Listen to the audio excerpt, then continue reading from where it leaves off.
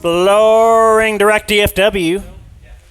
What's the special website they have just for us? FlooringDirectDFW.com/dumbzone. Actually, I think dumbzone or DZ work. Yeah.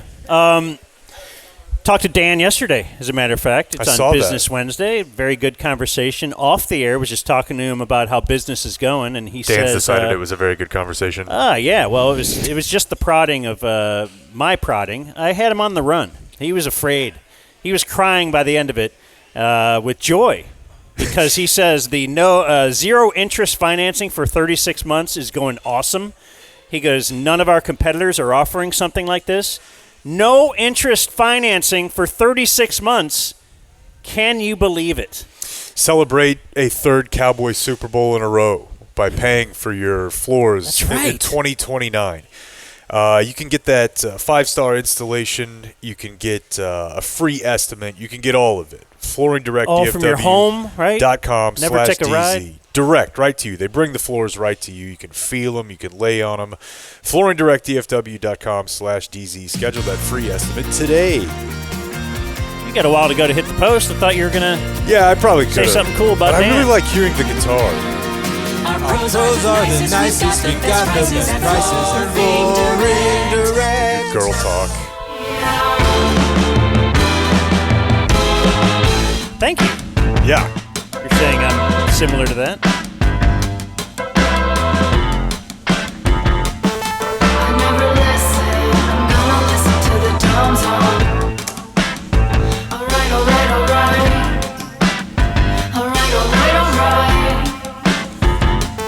I never listen. I'm gonna listen to the dumbzone. Hello, friends. You are looking live at Cane Rosso at the Star in Frisco. Should we do this like wacky FM radio? You ever see Jeff Kay do it? At a Bone remote? I'm not sure I have. How did he do it? They usually do it when they're coming out of break. Oh my God, look how famous that guy is. I know. I was like, would we see famous people here? It's one of the dream team. I the thought legal dream team. No, they'll do it during the break. You'll see Jim Knox do it during the break. Kind of whip them up. Yeah, kind of like a, hello friends, we're here at Cane Rosso in Frisco. Yay! Frisco, Cane. Football. There's a football field right over there. Yes, we're at the Star there's in Post Frisco. Malone. He just hangs out here. We are at the Star. It's right across from, this has to be premier location. Yeah, this is the place to see and be seen, whether you're a dumbzone lawyer or our good friend on a Thursday, Mike Sirois. Yay. Hey. Hello. His appearance. One woo. I'll take that. I'll take one woo. I'll take two woos. Two from the same person. Gotta get the crowd, DC. What's up? TC Fleming The is rabbit here as well. Oh, my God. Woo! Your opportunity to meet TC is today. He's been very reclusive lately. At some point in the first half of the show, I will need TC and potentially Clayton to be able to speak from a technical standpoint. Oh, okay. I was going to say, I talked to him earlier. He's very able to speak. Yeah. We will review our trip to see Nick Offerman. Oh, yeah. Thank you. An evening of comedy with woodworking and bookish mirth. She's coming Okay. back. She's coming back. Which was kind of like ordering enchiladas with beans and rice, but they didn't bring the enchiladas. There was definitely bookish mirth and woodworking, but less comedy. But I've lost Dan to the water chase. Yeah. No, I'm watching the wire. No. I'm very interested. You're just teasing something. What I want to do is tell people. Do you want this? You don't want that water? Give No, it take to him. No, I'm It fine. means more to Take him. the water. It You means already more to touched him. Give it Take the to water. him. Dude, You touched it. I don't want it. I touched the side of No, it. There's a your straw. hand is on it. Dude, please. No, you probably went to the bathroom in it when I wasn't looking. She said these are the last two waters they had, too, when she said Tuesday. So. No, I want to say out here at Cane Rosso today, if indeed you show up, and even if you're already here, I will let you know that we, the Dumb Zone, not by my choice, but more like because Blake mentioned it on the show, so then we have to do it. We are going to pay for half of everybody's check today. Yeah, get some Not to go. just- Get some to go. Get some beers. Not just pizza, which Blake did allude to in the tweet. It's not just pizza, but anything you order, even if you order the caprese salad. Okay. Okay. I'm just trying to pick something else off the it's menu. probably It's great. wild. 4 caprese salads, it's probably great. Yeah, and so let's say though you're here and you're not a dumb. You didn't come here at the behest of the Dumb Zone. Right. I'm You're more like, of oh, a That's can I get in perfect. on this? Yeah. Yes, you can. G-bag Just show your guy. server that you're following us on, that you're subscribing on YouTube Yeah. and your Apple Podcast, and you're in. The server made it through the woke storm, huh? We never What do you really, mean? The word server? Yeah, I don't remember that ever being one where people were like, "That's racist," like the bedroom. Ah, okay. I mean, maybe I missed it. Well, but I the think that prevalence was of waiter, but server, you still hear? Yeah, You just said it. I did. That doesn't mean if I say it, it doesn't mean it's not racist. That's a good point. Yeah. Speaking of that, I heard Mike Sirois on his show debating I don't like speaking of that. Indian And starting- culture. Speaking of racist, and They head whips to me. Indian culture and eating cows. Okay, yeah. And it is, I can't give you the specifics, even if I wanted to look it up. I couldn't tell you because I tried. It has to do, like a lot of these things do, with many, many years ago, there was a practical reason to not eat them. Like To keep them for work they were good purposes, for or- agriculture. Yeah. They were good for milk. They were hard to refrigerate or keep fresh. So that's how all these things start. But it's still religion-based, right? Now. Now. But it never was before. Before it was the people who made it in Hindu areas were the people who didn't eat cows. Right. Because they kept them alive for milk and for agriculture. So then over time, it became custom, like obviously you don't eat the cow. Right. We need them. The religion then says we don't eat the cow. Yeah. The reason today they don't eat the cow has nothing to, you see what I'm saying? Yes. That's what almost all of these things you find are. It's just it started shocking. as some practical reason. It's such an overpopulated, often poor Because like Cash nation, was saying, and there's like these delicious you- cows Cash everywhere. saying he would get off a train, and there, you might see people sleeping on the street. That's not super uncommon in any major city, except there you would see people in a cow. People when you- starving in the shadow of a cow. Yeah, just sleeping on sleeping on the streets with a cow. Cash was in India. It was. That was some years ago, but yeah, Oh, yeah. wasn't he with like one of the Arquette sisters Yeah, or no. something? Yes, Cash's life is a Patricia- Did he mess. think it was India, but he actually landed in Florida or something? Okay. Is that Or like in What are we doing? in Oklahoma or no? Isn't that the Columbus story? Right, Columbus. oh, No? I thought we were doing Anybody like know a Columbus? dot or feather type thing. My Yeah. daughter asked me that the other day. I think I told you guys that. She said those terms. Yes. Okay. What she asked if those terms were okay to say, No. or She at the topic of Indian came up, and she was like, the type that have the dot or the type that have the head thing is actually what she said, and pointed to the. I remember in like 6th grade, the first time I heard that, I thought that was about the funniest thing. I ever Yeah, heard. yeah. that is No, good. I'm putting this in my act. Yes. Yeah. Top half of the act. So here at the Star in Frisco, I should mention the Cane Rosso remote qualifies as a PLE. Ooh. Oh, Premium shoot. Live. We are live. Yeah. How many of us are listening? Many people are listening live on tape. But we actually do this live, and when we do a PLE, we have a drone. Okay. It's kind of like the Goodyear blimp, if you recall that from many years ago. This is the Qualis drone. This is Wow. what Qualis Roofing will use to evaluate, and you can see it flying overhead right now. If you check out our YouTube page, that is Wow. the You have Star. live video? Yeah, that is the football field. Whoa. This is Cane Rosso right there. No kidding. That's Yeah. right. Hell, on the top of Cane Rosso, I'm not sure if they've done this location. It might be Community Mechanical's HVAC work. Wow. Does Qualis Roofing do commercial roofs? Check out QualisGC.com and find out. I don't know. I actually don't. Get your roof They probably inspected. do, though. Right? Yeah, I think so. I think they I could do would your think. commercial. I think they could do your residential. I think they could do your inspection. Can they do one of those, like, Mexican house type roofs? Now, what does that mean? You've seen those. You know what I mean. When I say it, you know. And now you're like, oh, I'm Well, an there's old- a couple of I'm a different- guy who doesn't say anything that No, would because be racist. I think what I'm going to just try to work through it. You mean like a ranch sacked Southwest style? Because in Mexico, It's a lot like of these hard. Like curved Spanish. Spanish I style. see, like There red you go, yeah. clay almost. Or Okay. What's different? What's the difference? Well, because like Spain? in Mexico, I think there are a lot of houses that are actually built out of like Mud. or clay. Adobes. So I thought you were doing a joke about whether or not koalas would flourish in like a hut neighborhood. Oh no! I meant the Spanish style. Got it. But then I'm Got it. I'm from a different era, so it's all Mexican to me. Or that they do those you got any neighbors with the silver roof? No, I've never had a neighbor what with that that. is? I have Metallic, seen you it mean? before. Yeah, it just feels very look at me. What's the reason?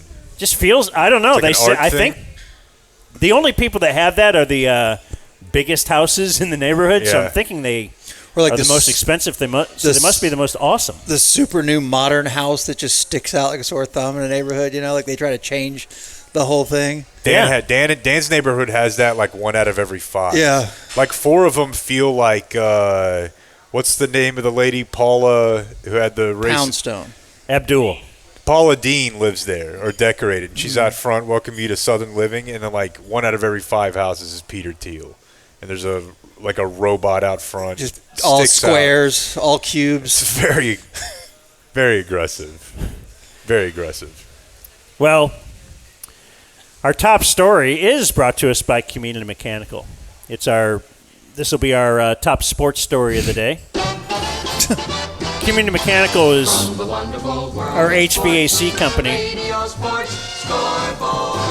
Oh, yeah, I like that. and they once helped out a man. He was on a rookie contract. Looking to save every penny. 3-year deal or 2-year deal? 3-year, right? He's 3 years. 3 with They the kinda RFA year plus. Yeah, so he was an NFL player on a very low contract, but that was the going rate at the time for an undrafted free agent kicker. And this guy had an air conditioning problem. Had a company come out and say, you know what, man, this is jacked. It'll be about $15,000 to replace this whole thing. And he was like, whoa! What? That's a third of my contract. That's 1 kick. And so he checked with Community Mechanical. And Community came out. They said, yeah, here's a part that we could probably get by tomorrow. They did. They fixed it for $150. What is that of a reduction of when you talk $15,000 to $100? Value. Like 1%? Yeah. Massive. Is that 1% of? I I don't don't know know. what that is, but it's a very low 0.1%. 0.001. The point is, then they walked out of there with $150. That's all he paid.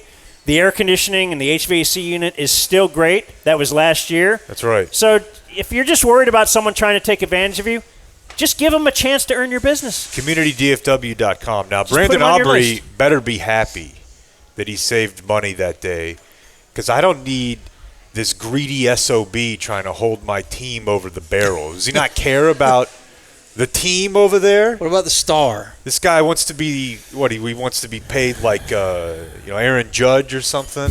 What are we doing here? Blake sent us the first tweet or text or something that went out that was clearly a leak from the Cowboys side. Let me even look at Blake's text. Well, I the don't other think day. Blake's text was that clear, to be honest, because I was confused.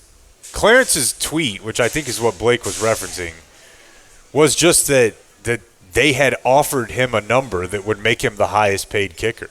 Yes, And they- Clarence Hill tweeted, the Cowboys offered to make Brandon Aubrey the highest paid kicker in the NFL last September. Ooh, last September. That's probably of note here. You'd have to go back and look. Surpassing, no. This is his current tweet.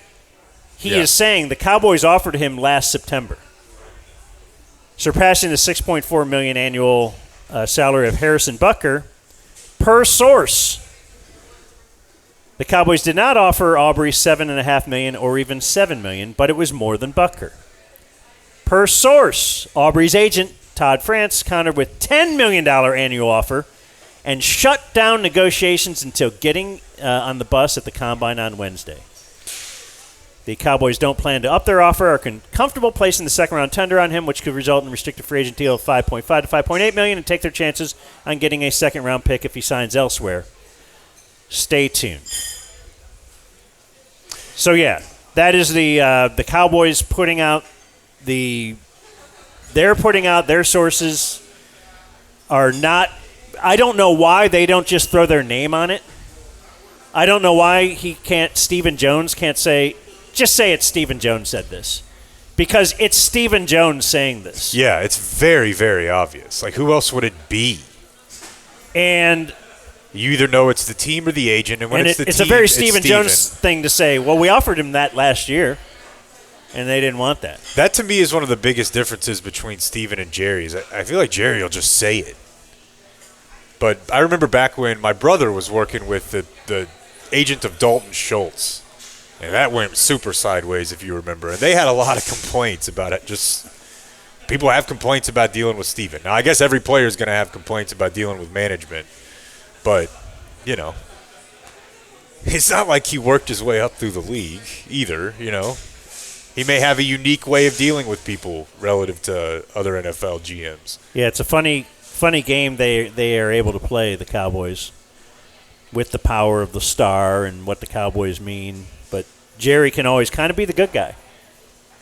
He's the good guy. He comes in at the end. I'll get DeMarcus Lawrence signed, and then he does. Yeah. Or I'll get Micah. Well, that doesn't always work. But the point here is that, and that's what when I texted back to you guys, and so it begins. Because this is the game. I don't know if this is the game with every NFL franchise. It may be. Yep. But I know it's the game with the Cowboys. This is we've like seen it over and over and over again. It's an initiation. It's like Succession. Bore on the floor. Let's go back to walk around in the social media for a few days of us floating insane numbers. And then, by the way, I put a video in there from his agent's Instagram, so you guys can see it if you want. But his agent, who is Todd France of CAA, Dak's agent, you know, Brandon and Dak are business close, at least seem like they're close, so they share an agent. Todd France posted a video of himself walking up to the Cowboys bus with Started from the Bottom by Drake playing and a caption that it says, let's see if I can read it to you. Todd France did? Yeah, the NFL Combine, where misinformation spreads like wildfire. Looking forward to my meeting with the Cowboys on the bus. # Aubrey, and then like the face. And then it's got like the rap music playing as he's walking up to the bus. Like I love it. Like he's a gladiator or a wrestler. Yes. Really. Well, that's part of this. Todd France. He's whacked their pee before. Well, no, yeah, but he's in this for Brandon Aubrey, but he's also in this for Todd France because he wants other potential, clients to say, boy, I want the guy that gets the highest contract at every position. Dude, think of it like this. It's proportional. Yeah. This difference between 6 and 8 for him is like the difference between getting 30 or 40 for a quarterback or a receiver or something. They want, he's getting his percent of that. So, well, also, I'm not surprised this is going like this. Let me explain something else that is part of the Cowboys game, which we also dealt with. Part of our game is that they will focus on one thing, and they know that you will latch on to that. And then very surprisingly, some of our coworkers also latched on to that and said, hey, they said the money was right. So what's the holdup? Let's go. Let's go. We're all friends here, right? Let's keep the team together. The money's right. All right, yeah, but they threw in things that were not in the last contract. Which, in theory, have monetary value to be bargained. Right. And so then they said, well, there's no bargaining. Taking something away. We will not even talk about that at all. You would be paid more, yeah. Well, wait. No. Okay, so like this one part of this whole deal is right. But that would be like saying, but they offered a 6-month deal. Yeah, but the money's right. Okay, that's what we don't know. All you know is, at least from the Cowboys' perspective, they offered him to be the highest paid kicker in the NFL. And they turned it down. Oh. Okay. That's what I'm saying. What don't you know? Get lost, buddy. Okay, Harrison Butker makes $6.4 million. I believe it's a 4-year deal, and I believe that $17 million is guaranteed. And then the headline story, and it's everywhere. Cowboys offer highest paid kicker in NFL. Agent counters $10 million a year. Right there, you're like, I don't want that greedy kicker. Right. I don't want to. Let's trade him. Let's get rid of him, whatever. Okay, let's just play that scenario out. All right, let's say they offered 6.5 annual value. That would be the highest paid in the NFL. With $12 million guaranteed. So if he gets hurt, he's only going to see $12 million of that. Let's go. And the agent... This is me just pretending what might have happened. I have not talked to anybody involved here. All right, look, Stephen. This is silly. You know he makes an annual. He's getting 17 guaranteed. If that's your first offer to us, then my first offer is $10 million a year. All right, what are we gonna? Are we? And then Stephen's like, yeah, all right. And then they talk later. Or we'll talk next year. Because there's no reason Stephen Jones would have actually wanted him to sign a contract at the beginning of last year. Right? Knowing they had him on that sweet deal. Knowing they have a restricted hammer. Knowing he wasn't going to blow up like a wide receiver or something that was going to... Yeah, that's interesting. I don't know why, if that were the case, why Stephen would want that to get out there. That feels like the scenario you just described was a non-serious negotiation or a piece They of want to get out there because of what you see in headlines today. Okay, well, Cowboys offered record contract. Oh. Agent countered with $10 million. I guess we're now the agent is denying that. Brandon's wife is denying it. So did Brandon. They both commented on Instagram, so I feel comfortable. They just both said false to like a Dallas, Texas TV story, but we've had, it's very interesting to know somebody who's going through this and see the way that it works, who has control over the narrative, what gets printed. I will say, you may have been out of town when this happened, but when we were going through mediation with the lawyers and all that, Frank is here, Frank, right? Yeah, let's bring him on. If Frank is still here, we should. Yeah, he's over there. Well, then he probably remembers this. He's enjoying Cane Rosso. We were in delicious mediation, pizza. which is where you're on two sides of the hall of a room, and the guy goes back and forth and tells you what each person wants and doesn't want. And we were, again, kind of the little guy.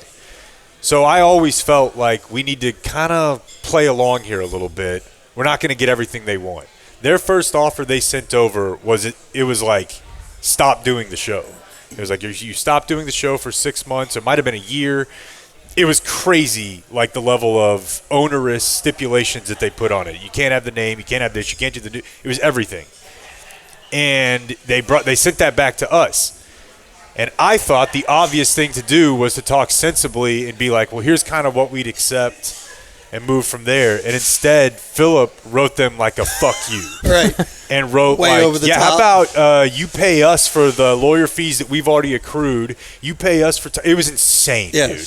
And I remember at the time being like, we should not do this. This is nuts. And we turned it in, and the guy, he was very stoic, the mediator, like came back and did like the pushed his glasses up and kind of took them off thing and was like, they're not thrilled. They're not thrilled with your position. Like, they started it.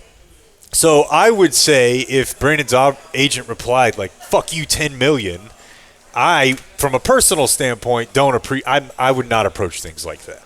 Because then what can happen? Steven can turn around and be like, they're being assholes. You don't want that, so why even say it? But that's why Brandon's not actually doing it. The agent is doing it, and Brandon's just like, all right, do the best you can. And the agent has W's on his side. That's true. And the agent knows how this shit works. Yes. The other thing, which this is a dork point, but the cap goes up like what, 10 to 12% or 15% a year every year? Your contract should be viewed as a percentage of the cap. So even if he's going to make $7 million and Butker makes 6.5, if it's out of us, am I crazy here? Why don't they talk about it like that? He wants to be paid commensurate to the cap. So he may get 7, and they're like, oh, you're the highest paid, but still be underpaid relative to the cap. Anyways. Well, and then the good news is he didn't pay $15,000 for that goddamn piece of HVAC equipment. Oh, my God. Could have sunk the whole season. Yeah, he probably would have just signed whatever they put in front Might of him. have had to go back to computer work. But I was talking to somebody here before the show, because that's what I do, friendly guy. Yeah. And they said to me, man, I'm kind of sad. I'm pretty much resigned to the fact that Brandon will be gone next year. Next year? Yeah. Okay. And I'm like, I think there's no way, and here's why. And why the Cowboys are acting like this. They still have a tremendous amount of leverage. Because I want you to name for me the NFL restricted free agents who have signed an offer sheet and then left their teams. Yeah, I was going to tell you guys this the other day. What was last year? There might have been one who signed and then they matched. Right. It was like a linebacker with the Raiders. That's the point. You don't remember. This doesn't happen. It doesn't happen. If you had one a year, it would be incredible. If you remember, one of the top 5 quarterbacks in the NFL was a restricted free agent. Any team could have said, my God, he's a 2-time MVP already? Remember Lamar Jackson became a restricted free agent. Yeah, there's collusion. And there was no other – really? There's no other team? You're going to sign 38-year-old Kirk Cousins? You're going to go into another year – you're going to trade for Derek Carr and pay him $40? You're going to – think of all the names that have been bandied about, but you're not going to sign and try to take Lamar Jackson. You absolutely would have. Yes. If restricted free agency is just kind of a fake bit. It's not a real marketplace. You're Another right. way, but it does ensure Brandon will be making over $5 million this year, so that's great.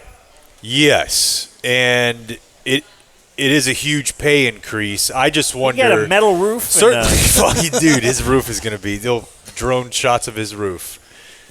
Exquisite, but I wonder. You're certainly not a quarterback. Like in a perfect world, you could play. You would pay every player by the year. You would never pay them ahead of time, right? Like, so if you move the slider all the way over to the team side, you would never pay anybody ahead. Some positions you do because that's the market. What do you mean ahead? Like having a guaranteed 4 years? Just pay him for that year. Oh, sure, yeah. But in this case, like a quarterback, you think there's always that guy needs security. He has to have some confidence that this is actually working. I don't know if kicker falls into that more than another position like guard. Kicker seems like it's already pretty much every kick you're like, fuck, I could get fired. So I don't know that it matters as much, but the downside to him getting $5 million is that's another year of not knowing what the rest of your life is going to be like. Right. And it's another year where you could randomly miss a few kicks, and now things go sideways, and you still are the same kicker, but they're going to look at it in a reactionary way and say, well, we're not really interested in another year of a highly paid kicker, and that's what sucks. How does the second-round tender thing work? Is that synonymous with a restricted free agent? Yes. Okay. Because I was listening to KRLD FM, and they were even suggesting, what if they put a first-round tender on him? Some other team would have to want to pay him. Right. And then they said, I bet the Rams would do it, who are giving up, the 28th pick. They have a lot of don't give an F. They don't respect draft picks as much as other teams, and they're right on the edge. Well, you touch on an interesting idea there. You give them this there. weapon of score any time from the 50 whatever. And this is like, my I don't know, sober-faced, centrist analysis here. I love the dude. I like watching him kick. It's great. He's an awesome dude. He's from here. But it really, how much you need, they told us this when they signed Brian Enger. How much you need a punter or a kicker, it's proportional to how good you are, right? So as you just said, the Rams are close, so that matters a lot to them. Mm-hmm. The Cowboys, when they paid Brian Enger, definitely thought they were good. So I think they're good. So I would like to have them have a kicker that's going to win close games. Sure. That's going to win. But last year, he was not – I'm not saying worthless, but they were not in games that he could affect that much. The ones he did were awesome, like forcing overtime against the Giants, the Packers game. But the better your team is, the more you need a good kicker. Yeah, but they do always believe and – No, they're going to do it. Yeah. But to his point is there a market of a team that would pay him even more, like $8-9 million? Right. And if you're a really good team that plays a lot of close games, you might. And to think a first-round pick sounds scary for a kicker and kind of stupid, but if it's a 28th pick, then you're like, how many teams sitting at 28, if Brandon Aubrey was available, would be like, yeah, I'll take a kicker that essentially never misses unless it's over 60 yards. And we haven't really talked And about some it, but might. like I would just move the show out there. There's cheaper parts. You can drive like an hour to LA or something. Just tag along. Yeah, that That's- really hot area, right? Like they always say, past the mountain or whatever. Like it's Shitty. yeah, shitty, but that's where I think Palmdale. Palmdale. I'm in. No, I think that's where Lex Luthor bought all that property, though. Yeah. Just so when Yeah. the San Andreas Then he got Did you mad. grow up with this, Jake? You say you grew up with quicksand being a concern. Can I guess what you're about to say? Yeah. California about to fall into the ocean? The San Andreas Fault in right particular. on the east side of the San Andreas Fault. They made a movie about it. They did. Yeah. With The Rock. A few movies. Did they? Yeah, He had to hold California. That's didn't literally what float away. Superman did. He went down under there and fixed the San Andreas, because Yeah. I think that's in real life what God did. But all That's how it's my still there. youth, I grew up thinking if the right earthquake Dude, the first just triggers the fault, Yeah. there's a 3-year Yes. period Palmdale of is It's Just Malibu. Banter that's just talking about this. the San Andreas Fault. The other day, my daughter said something to me. I can't remember. I think it was pandas, but it was either pandas or whales. And she's like, they're going extinct. I was like, are we still fucking doing this bit? Like she had guilt over it, She's like, do you know the pandas are going extinct?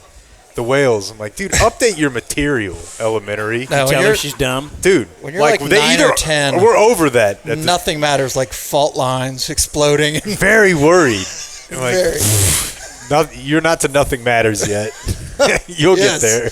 Just wait. Whales. So I have a bunch more, at least a little more on Brandon Aubrey. But first, Ownwell. We should talk about Ownwell a little bit. Got a message. We need to get Sirois. You should get on Ownwell, dude. I know you're scraping by over there after Yeah. being high on the hog. Yeah. Property taxes, man. Yeah, I recently got an email from them which says the 2026 property tax season is right around the corner, and we're here to help. Last year, we successfully saved you $335, which they did, and they got me covered already this year. So they're there for you when you take 5 minutes to say, yeah, go ahead and fight my property taxes if you can. You're kind of taking 5 minutes, and it's for this year, next year. You know how you and I are both guys who love lists, Chris Totes. Arnold? I had written down, figure out what's going on with property taxes after my wife said something about it over the holidays. Then I logged into the Ownwell website, and it's like, we got it. Mm-hmm. We filed the paperwork. We'll let you know when we need something. Yeah. So if nothing else, you're crossing it off your list. Ownwell.com/thedumbzone. You only pay them if they save you money. You don't have to go down. What are you going to go protest? You get a sign? I would know what to do. I wrote a letter once. Whoa, I bet you did. You get a stamp? Didn't work. Cool stamp. Save your time. Ownwell.com/thedumbzone. Let them do it. All right. Keep simping for your boy.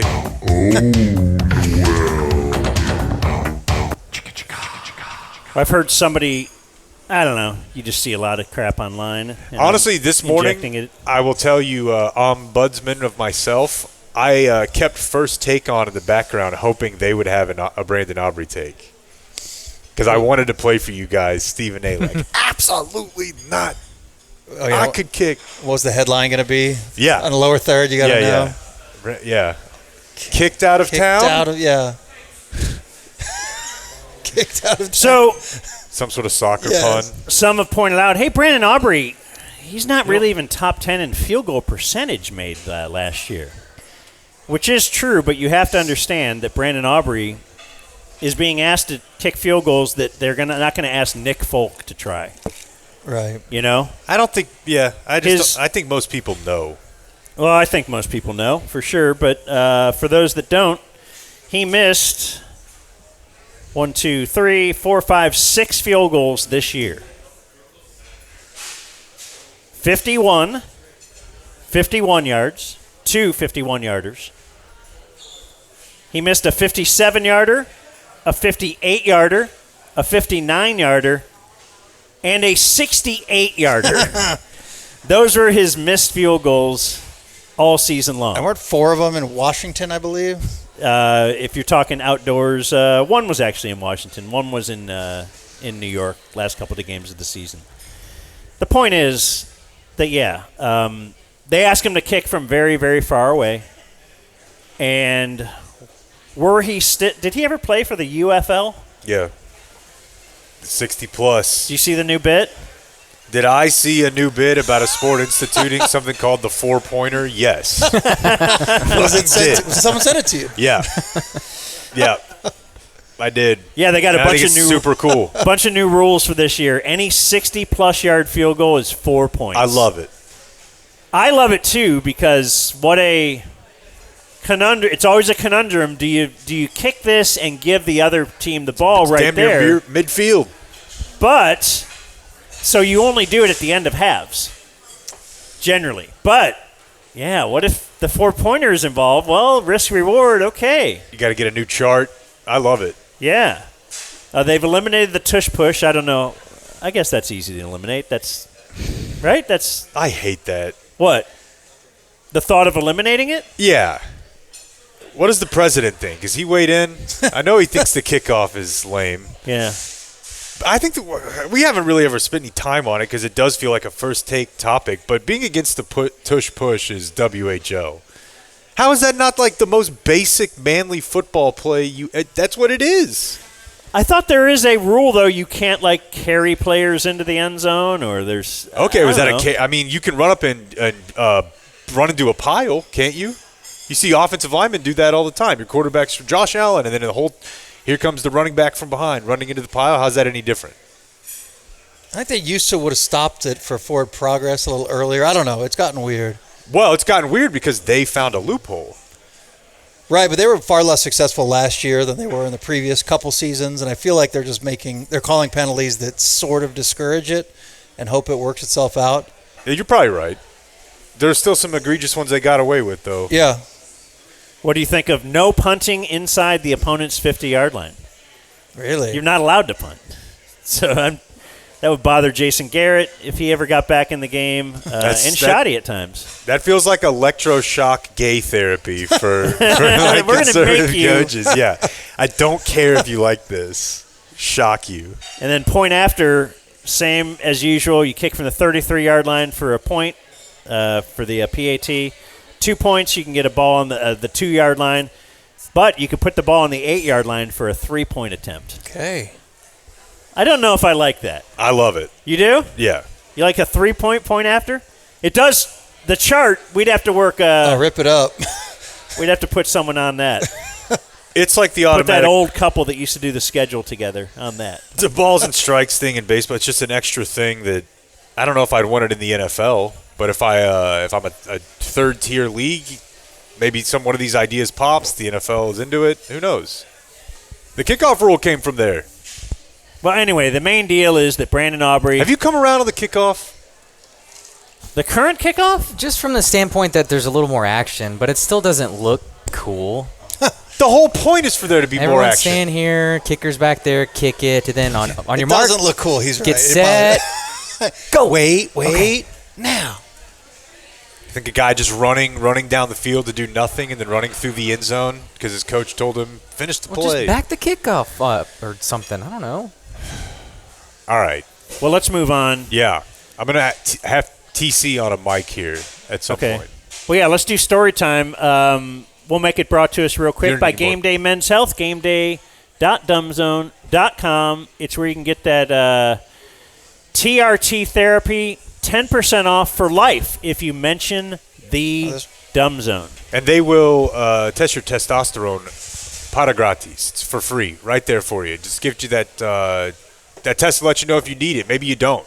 No. But there's also other things they can help you with. Our buddy Matt Grimm, Travis from Community are big peptides guys for recovery, for muscle growth and recovery.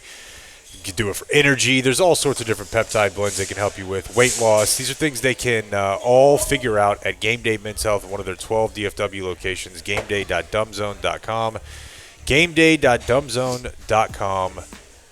12 area locations. Okay, so when we were in Arizona last week,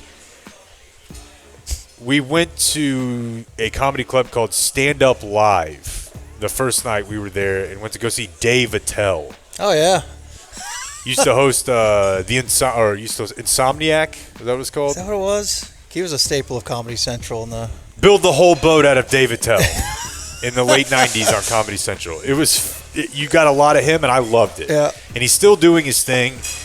And it's a bit weird to watch him because when he walks out, he kind of has like Larry King float shoulder. And he doesn't look like a functioning human. But then when he grabs the mic, he can do 45 an hour just crushing. It's great. 5'5"-ish? Yeah. He seems incredibly diminutive. Quick pause. Can someone order a water for me? Anyone? Just I was take just a going water. to say, Cane Rosso is amazing. The water is delicious here. Well, I thought TC was ordering for everyone, and then they brought two. What did you do, TC? I said a round of waters. Okay. I heard him put the order in. He did say that. Well, a round, did they say I exactly think a you round, said or the is guys, it approximately a round? The guys would love some waters. Okay. So I would think that would mean all the guys. Sorry. No, I know. I wasn't I haven't wanting really your had water your when attention for Yes, 40 minutes. no, That's why I But it would have offered been you better the for water everyone then. if you You've had been taken checked it. out. Because looking he for wouldn't be water. a baby about it. Thank you. This is a baby? I asked you 20 minutes ago for water, and then I don't have any. So I'm the asshole. Okay. Go ahead. So, we went to that show. Then Thursday night, it was time for everyone to leave late at night, the RV crew. But before we went, we were going to go see Nick Offerman from, Community or Parks and Rec. I didn't watch that show. But I know him as part of just the comedy zeitgeist, I guess. And the clips from that show, that character, Ron Swanson, that he played on that show, I found funny. Wasn't he in some serious stuff, too? The A bunch of of serious Us. stuff. He was recently in the presidential Yeah, lightning show. the one you Oh, watched. yeah. He's done a bunch of Yeah. serious stuff. Okay. But a bunch of funny stuff, too, Yeah. in my head. And this all done happened, a but bunch of- I thought we had firmly agreed Oh, thank to just you, pretend finally. like it didn't. Yeah, no, this definitely did We happen. don't want to discuss this. This was... Thank you so And much. so, top that off. Thank you. So as it was We're good. approaching, I saw on the Yeah, take it, website. thanks. Can I just tell a story? Why are you looking at I'm telling her yes. Not while he's thirsty. I'm listening. Jesus Christ, there's not a dog eating a napkin here. Dude, it has been. She asked me, do I want it? It I has been said the yes. entire. Why don't you yell at him? It I'm was trying 20 to give minutes you the ago I water. asked for a water. I tried to give you the water when we sat And he's down. like, well, I asked them because and I they didn't bring knew. it. Ask him again. We'll wait till they get here with the water. Play. You I'm give. not a baby, he says, do crying. what else do you have? We'll do that until the water gets here. No, we're I'm good. listening about Nick Offerman. So it's important to note how this show was framed. And no. It was at a place called the Celebrity Theater, which Which lot of was the headline for me. A lot of yeah. specials have been filmed there. It's in Phoenix. It's a circular stage. I'd seen it on film before, but also The Louis C.K. special from the Open Bag of Leaves tour. You remember our great time that we enjoyed at Majestic. the Majestic with the Open Bag of Leaves? Whenever he made that into a special, it was at that place. It was very 70s feeling. I feel certain that's around when it was built. It felt like you were inside of a game show. It was really cool building. So we find out it's there, and then the flyer, which we can put up on the screen, said, "An evening with Nick Offerman, comedy with woodworking and bookish mirth." Because I knew he was into woodworking. You saw this a week prior when And I sent it to TC, and I said, I don't know. And he said, I'd love to see the venue. And I said, I'll go, but we need to be aware. I don't think this is just stand-up. I did say that. And But I didn't know- was very dismissive. How bad could it be? So we kind of held up the departure of Clayton, Matt Grimm, and TC so that we could go to this thing. And I knew he was into woodworking. I think NBC gave him a TV show where he was doing some woodworking and handiwork type shit, HGTV, whatever. But we get in there, and within 2 minutes, we won out. At least TC and I won out. The opening was, started before with he woodwork? comes out, it's a music video that he made where he's singing, and like the the style of music is like, this is jokes, but there are no jokes. There's nothing funny in it. It's just him being like, you're stupid for looking at your phone. You should be doing woodworking instead. So that's where we really went here, is the whole point of the woodworking thing is that you do stuff with your hands. You have agency. It's good for your spirit. Get out there, and I get that, right? Like, being outside is good for you. Building stuff, I'm sure, is good for you. But it's all correct, but it's in like not fifth funny. grade, whenever I was Right, if you had having to signed take up- the test that said, what do you think you'll be good at in life, they handed me one back that was like, don't ever touch a hammer. You'll Right. never be able to build or fix shit. So I figure out other ways to feel and he's just up there, as you're going to hear the whole time, he's like, put down your phone, put down your phone. I started recording when I realized there were ghost tour laughs at a comedy show. The ghost tour laugh is supposed to be for the tour of Fenway Park, not. But certainly the week The comedy show. prior, Pull me when you up, guys Blake. are talking about this, if you had said this is what it's going to be, you wouldn't have gone at all. No, and I had an idea of what Like it was going to someone- be. If But- it said seminar on why you shouldn't use your technology so much, I had a thought it was going to be kind of NPR-ish. Right? Like, I've been to this shit before. I told you. I went to go see Henry Rollins, and it was comedy, but it was also like, I've seen KERA put on stuff before where it's like kind of comedy, kind of not. But when he said bookish mirth and woodworking, we should have listened. And about 2 minutes in, I looked over at TC, and he was like melting. He's like, I'm getting tortured. Listen to the start. Okay. Something that we always like to point out that's really fun about woodworking is that they say that mastery in woodworking just means that you can hide your mistakes better. And it's really true. I mean, you always fuck something up. And we're very good at it. And you still are just going to make mistakes. All right, so we start out with a little ghost store laugh, right? Like, there's nothing funny there. There's nothing preachy. It's just like he said the F word. And for, I don't know, Melissa, who listens to 91.7, that's enough for a laugh. Whoa. Right? And I'm a fan of the station. I'm just saying, like, Glad we left the kids at home. exactly. Now we're going to get to the message here, because he's woodworking. You think of it's, I guess, manly, but he wants to make sure that you know he's not some pig. He did a little bit of political, very little, but it was like the baseline, hey, I should run for president, but I haven't raped anybody. And they would laugh. Here's the message. As we were picking our projects, I said, listen, there's one thing I've got to do as like a big dumb kid. If you say to me, Nick, go in the woods and get me a good stick, we're going to do some woodworking, I'm going to do my best to bring you back a two-handed broadsword. I'll bring a sword if I go Or to a katana, or a quarterstaff, or Rambo's AK-47. weapons. We're going to fucking do battle.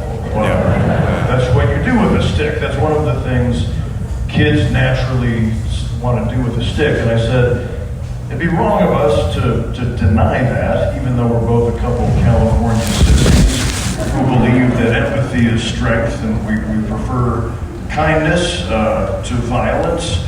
We're smart enough. I mean, thank you, but, duh. At this point, I'm having the worst time of my life. Yeah. I'm incredulous that there's a group of people, laughing. Sold out. That was really the thing that was most It started messing to with feel me. like we were at church. The Like, guys in everyone front of us here is- specifically, like the two dudes in front of me, every time he would say something, it was not it wasn't a joke. And they were There was only no able to be jokes. there because they got DVR to record Rachel Maddow. Like, they were... You didn't want to hang out with these guys. What did these tickets cost per ticket? Almost You don't wanna almost know. $100. Oh, my. Yeah. And So the name Nick Offerman is enough to yeah, I mean, and people get were a sold out. most of the people were into it, but for me, that's how I that's a good description. Like, when I still went to church with my family, but I wasn't really into it anymore, I felt bad for being there. And so at some point, every time he would say, like, isn't it better to not hate black people? And everybody's like, yeah, I'm not a racist. I'm fucking whatever.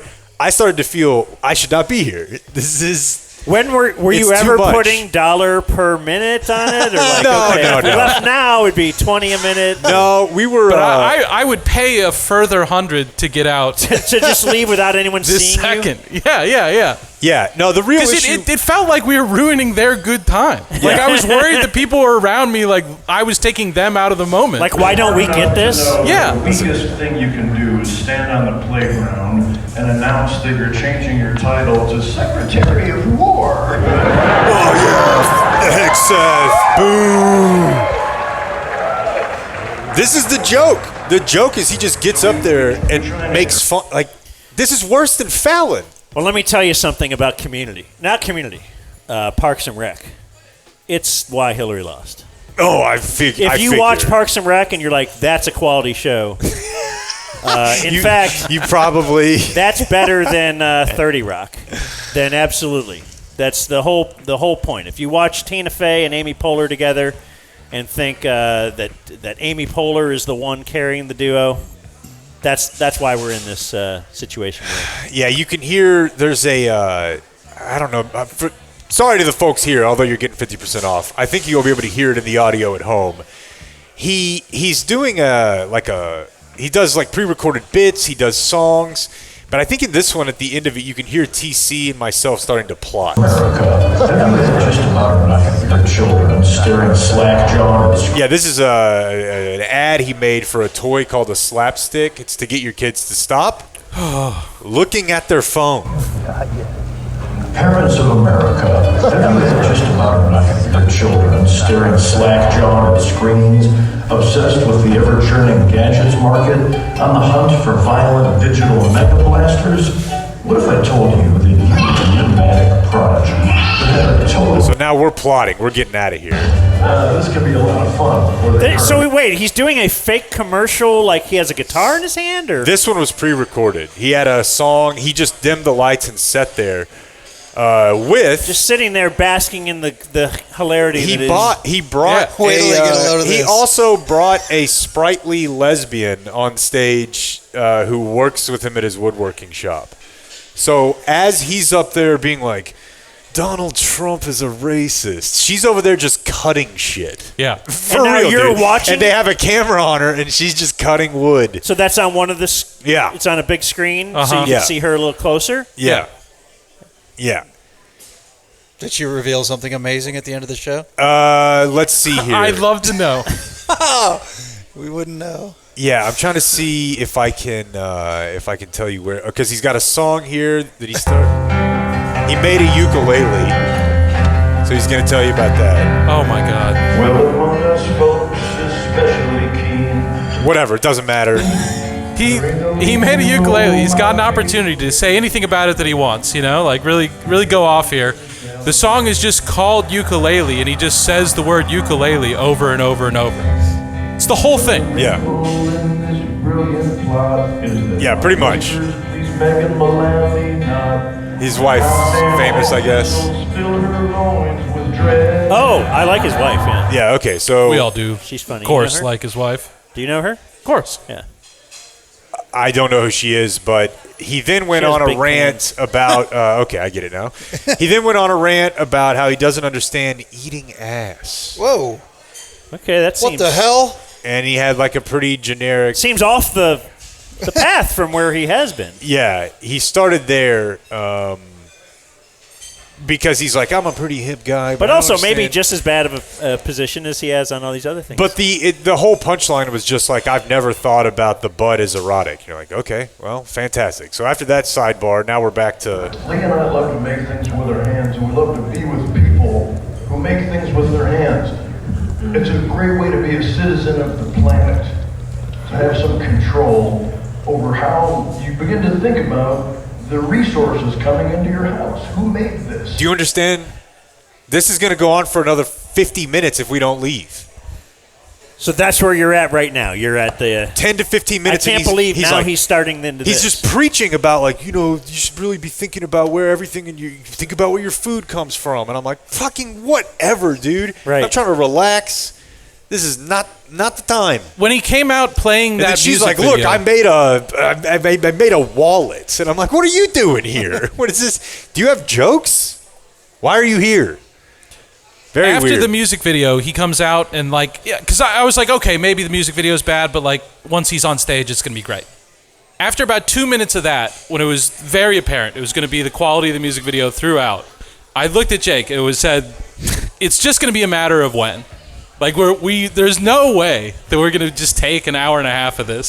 So we just need to be thinking about what's the point at which this is too much, and so we just need to eject. And we didn't want him to see us get up and walk out. I was going to say, what's the it's- scene like? If you got up, would he know and now start doing crowd work with you? Or It depends a little bit on which way he was facing, but we were absolutely close enough that he could easily see us. Yes. And the thing that really killed me is most of the time he was facing away from us, but whenever he turned and he could see that I wasn't laughing if he had looked, And it was terrifying. And I said, because TC was freaking out, and I said to TC, I was like, I don't think he can see you, because when you're on stage, in the crowd, you can't really see people's faces and stuff when they have those type of lights up there.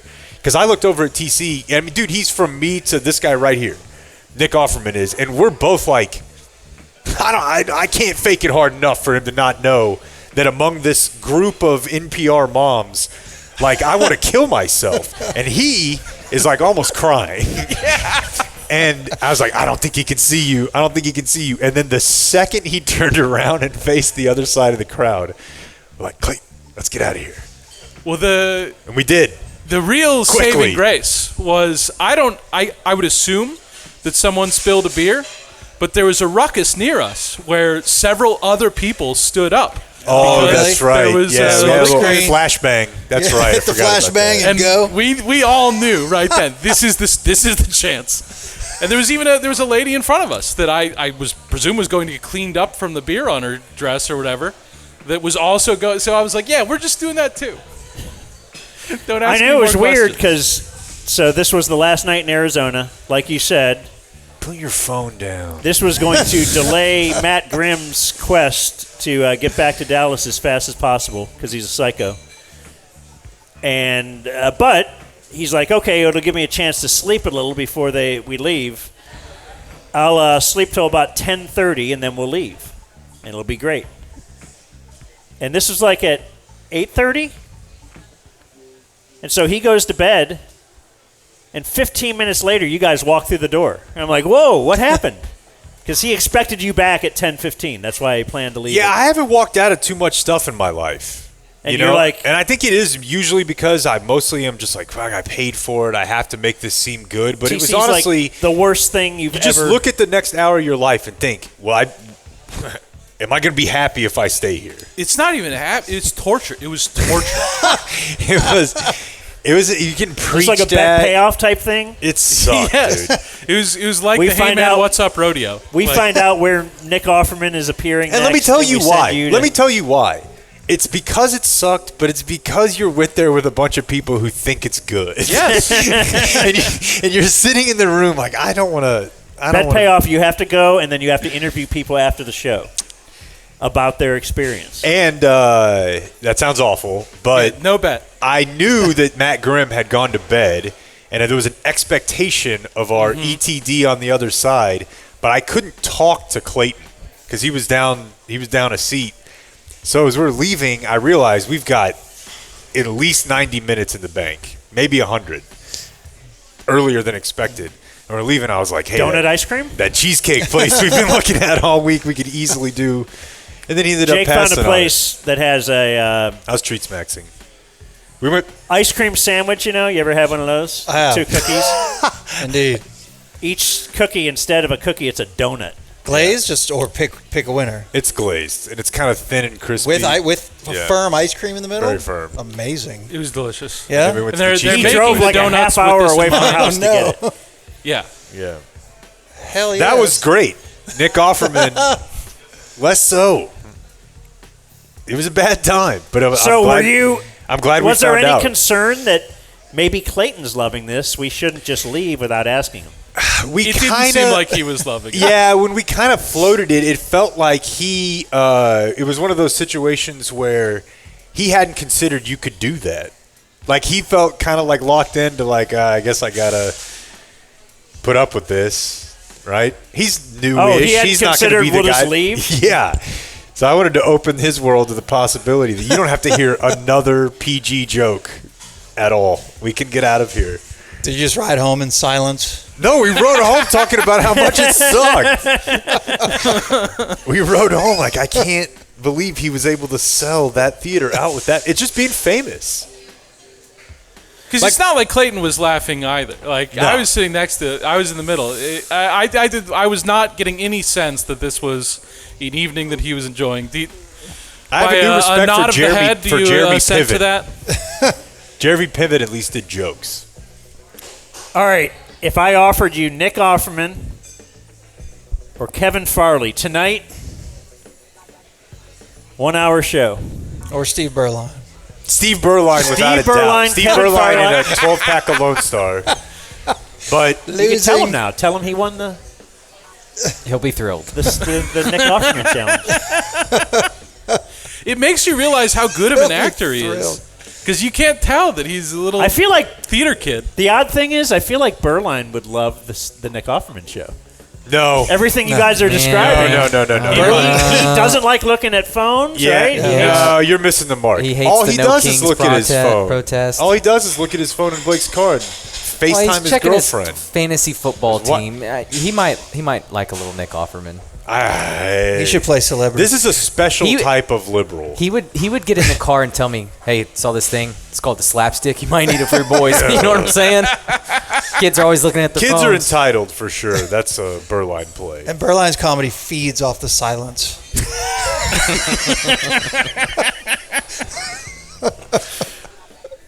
Look, Steve Berline. yeah, wait a minute, Uncle Hotmail. You want to do viewer mail, or did I just hit this erroneously? No, we're good. You can hang out, TC, unless you got stuff to do. I want to make sure we get pictures of the crowd. Yeah, go stand way back there, take a few pictures, and then Look how come back happy up. they are. Eating good. Eating good, eating ain't cheating. Let's pull up here. So, Head whip from the mom. speaking Just of walk- staring at your phone, though, there is a good reason to stare at your phone if you want to go shopping for that new car at fairlease.org. Fairlease.org. They have a couple guys over there that can hook you up right now. I think we have a new phone number we're going to give to people so you can talk to Connor or Nick. They're your Dumb Zone concierge hookup at Fairlease. 972-705-4815. Like it's their red phone. It's the hotline. It President goes phone. right to the. There's no other. That's if they get a call to that number, Yeah, but it's a. they're gonna be like, "Hey, dummy!" But it's a late model F-150 on an affordable pricing plan phone. Yeah. You pick it up and it's just a truck. Now, these guys, they'll hook you up. They're backed by the Credit Union of Texas. Went and sat down with them a couple weeks ago, learned about their whole operation. Great for business owners. If you want to get in the lease game for a business truck, they can get whatever you need, get it rigged up how you want, get a box truck. Whatever your game is, Fairlease can help you. Personal side as well. So the phone number, 972-705-4815. It is incumbent on us to find something dirty. Like that might spell the-ass and we not even know it, you know? Let's look into it. Fairlease when you don't know what to do about a car. Cause car stuff is hard. But not with Fairlease. You don't need a dealership, baby. You like that one? Yeah, I didn't hear that. Pretty good. They are good for business. Business Wednesday was yesterday. Mike, we were trying to decide whether or not to take a safe harbor election. What's your thoughts on that? What is that exactly? Oh, I was hoping you would know because No, that really. was something our guy was throwing out at us. No. That is not something. I was like, oh, That is something you can only do when you have money. so we're not doing it. No, we are. Oh, we are. Yeah. Like if your I thought you business spent is, all of Nick Offerman. I did. I paid for that. I took that hit on the personal side, brother. You're still writing it off, right? Dude, I'm writing off. Yeah, that's not a question. No, anyways, what were we talking about? Viewer mail. I got one.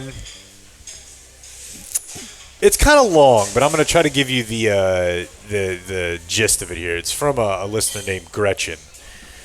She emailed because earlier this week we were talking Tourette's. Oh, yeah. It was big news. Big week for Tourette's. Big week. We all found out there's a movie about it. I didn't know that. I didn't know that either. It is funny when you think about that whole situation. Yes, I agree. But in I mean, general, it's funny all the way around. but the movie is about a guy with Tourette's and just the difficulty you have having Tourette's. Right. Because of these awkward situations it puts you in, and people don't understand that you can't control it at all.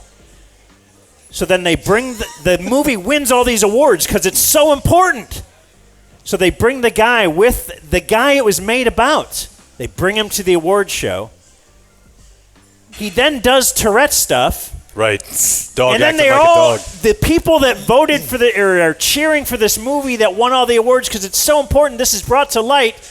They all kind of condemn this guy for yelling, for being Tourette's guy in public, and he has to leave so that he won't disrupt the scene anymore. And then they're all kind of ripping him for. I thought we're sympathetic to you so much so that we're going to give an award to this person because he's so heroic for even daring to play someone that is you. Yet we'd rather you leave if you're here. It's incredible. Don't you find The this layers yes. of insanity. great Yes. irony to all of this? The era of inclusivity. All right. No, I think you're onto something. That's why I wanted to bring this up. Did you play the audio earlier in the week? Yeah, and I think that one's probably enough. Because I Well, actually then still we have played your commercial. Yeah, right after. And he doesn't have Tourette's. He does not have Tourette's.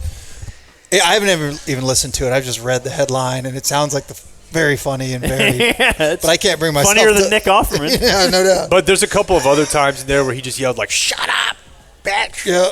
Yeah. Somehow on my Instagram algorithm, there's this really hot girl with Tourette's. And it's very. Oh, here, DC from the background. Yeah. Somehow. And then when you watch the whole video, then there's another one pops up somehow. And for some reason, it's the hottest thing. Good God. Well, she's beautiful, just ticking away and yelling stuff.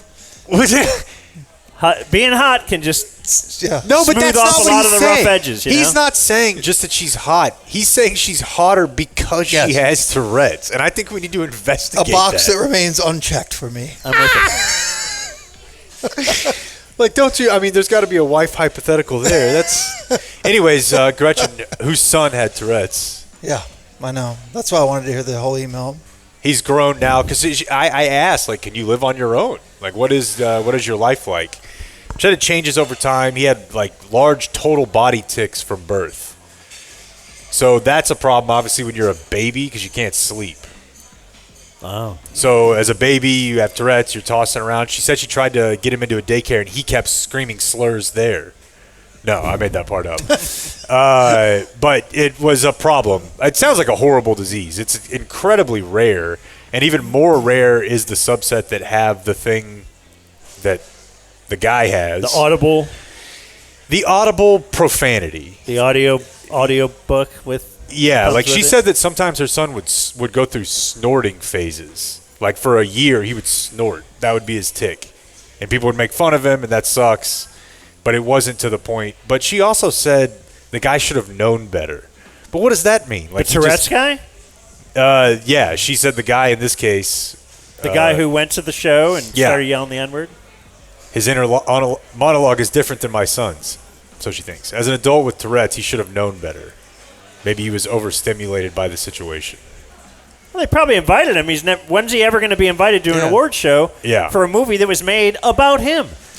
That's a recipe for overstimulation, I would think. She can say it from the She Can Say It file.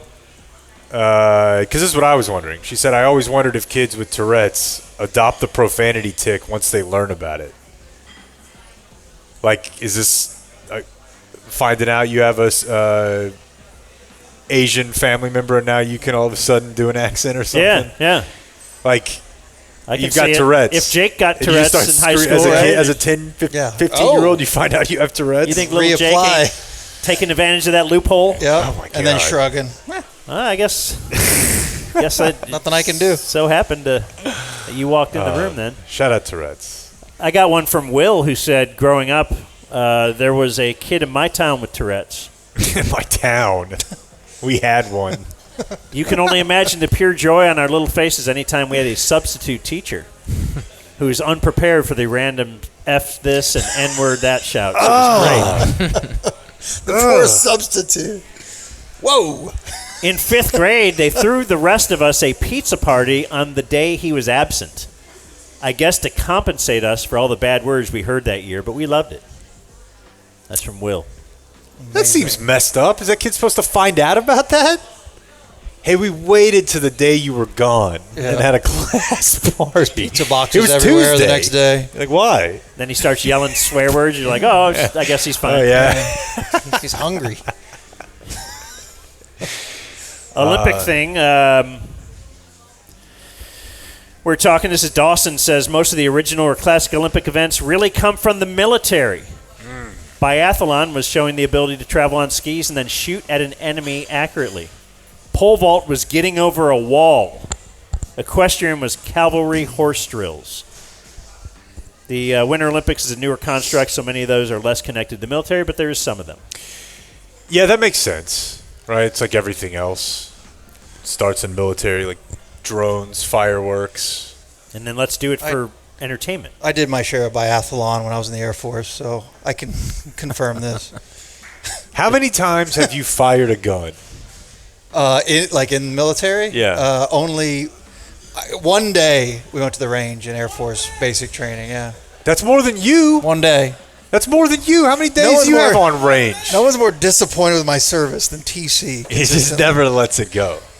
I did more than one day in the Boy Scouts. I enjoy TC. Not with a real gun, you did. It was more serious. I enjoy parachuting in TC. Yeah. Because Jake is talking about how he ran a marathon, and TC parachutes in the shit all over that. Yep. Jake runs the ground. All of a sudden, he's flying overhead, but he sees you start talking about the Air Force. Oh, I got to get out. Fake veteran. High pitch one day. There's also only one day for the confidence course, not the obstacle course. And I was expecting every day to wake up and run an obstacle course. That is the impression, yeah. It was one day only. So what do you do the rest of the time? You run a lot, and you do march and pass flirting classes, notes, apparently. Pass flirting notes, yes. And you know he got held back? Why are you the only one that remembers that? What does that mean? I'm glad he does. I was, what's the word? Not relegated, but something. He had to do more boot camp. I did an extra week of boot camp. You got a repeat? Yeah, a repeat kid? Restricted? Remedial? Yeah. You did remedial boot camp? Because I got busted. You did remedial troop? I did do an extra week. I did do because I was passing a note to a girl in our sister flight. An extra week, too horny. To try, too horny for the Air Force. That's all it said on the stamp. Was too horny. One more week. But some guy saw me passing her a note, and I can't think of the word, restricted or whatever it is. Moved back a week, which really sucked because I went to the air. Part of the reason you go to the Air Force is because your parents are just like, "What the f are you doing?" Yeah, like, you're a mess. Kind of a f up. Boy, I bet the military nicked Dan. Huh? I bet there's a chance. Wayward, your mom, somebody just like someone just made get a rid of this suggestion. shit. Just go. On me? Oh, no. I'm not saying you would have done it, but No. That was I don't know if you call it a threat from my brother, but yeah. Well, it's to straighten yourself up. And that's why, I used to think this and then get criticized if I would ever say it in any public forum where I, had a job where there's people listening and stuff. But it's the waited till we were out in public. No, it's the remember, like I used to say growing up, we would hear that firemen they just couldn't become cops, or at least that's the cop. Mm-hmm. And the same thing with military. As you get into this, you got to have military pride, and we're having military night. This is probably before 9/11 more. It was more the military. As I remember, all of the people that went into the military were the kids in high school that sucked. Yeah. Yeah. That they weren't. Yeah, they were yes. There they is didn't some have aspect their to that. act together, and they went there to straighten up. Certainly the enlisted military, yes. Yeah. And And there's people like Jake's brother that, are just exemplars. I said before 9/11, it was more of a thing of, all throughout my growing up, there were no people like Jake's brother that got so fired up because... Well, the thing you're missing out on, like he said, the enlisted there was thing. no... I don't think I really knew this until I put it together in my head, but you're missing out on just like the elites. Like a dude who goes to Dartmouth and becomes like a recon. The guys in charge. Yeah, the officers. Sure, yeah, the officers. I'm telling you stuff I used to believe as a little kid. No, I'm kind of sure true. that It's did still kinda explode. true. Yeah. The Dartmouth guys probably went way up. after 9/11, Yeah. as he's saying. Yeah, in the pool of people I was thrown into base training with, I was upper echelon of intelligence, even, and just having my S together. At your most, Yes, at one of my lowest points. Yeah.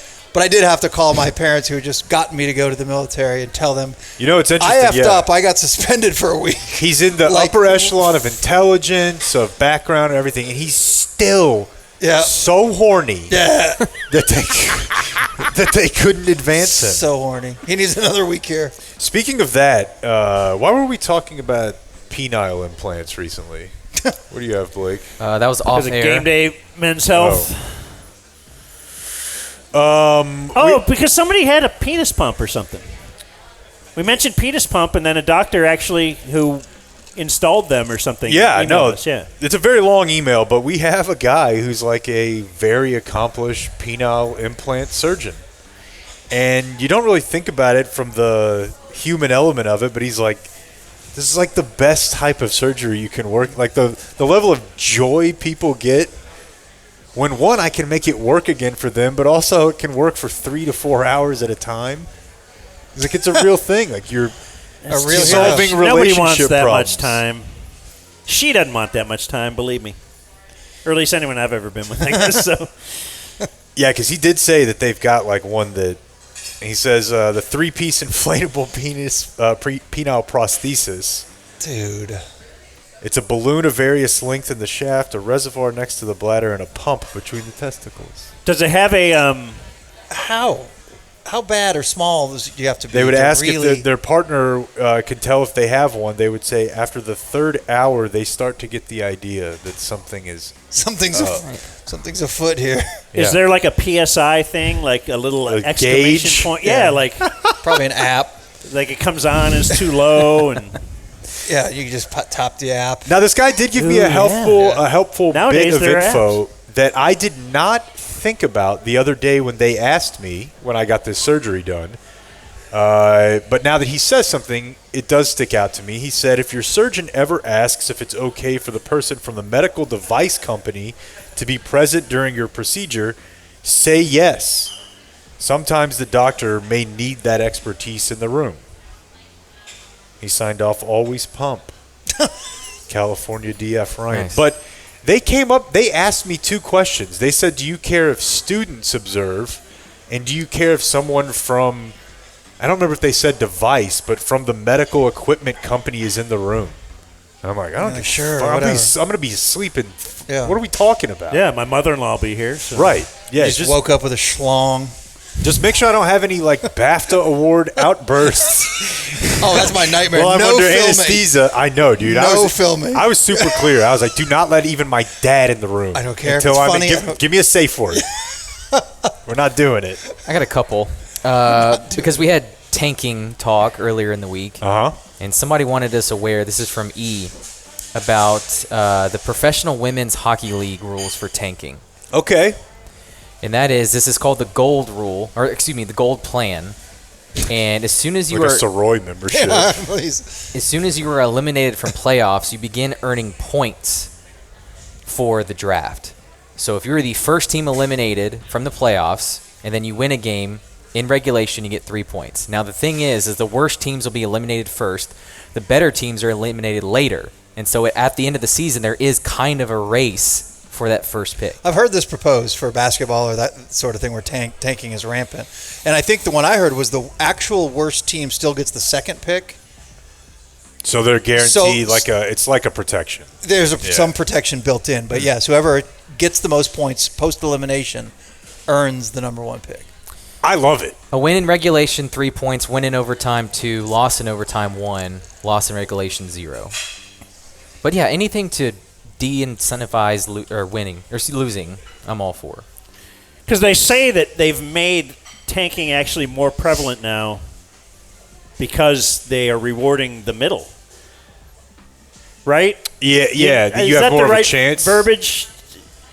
Yes. They now flattened the it. number 11 Yeah. worst team has never had a better chance to have the number 1 overall pick.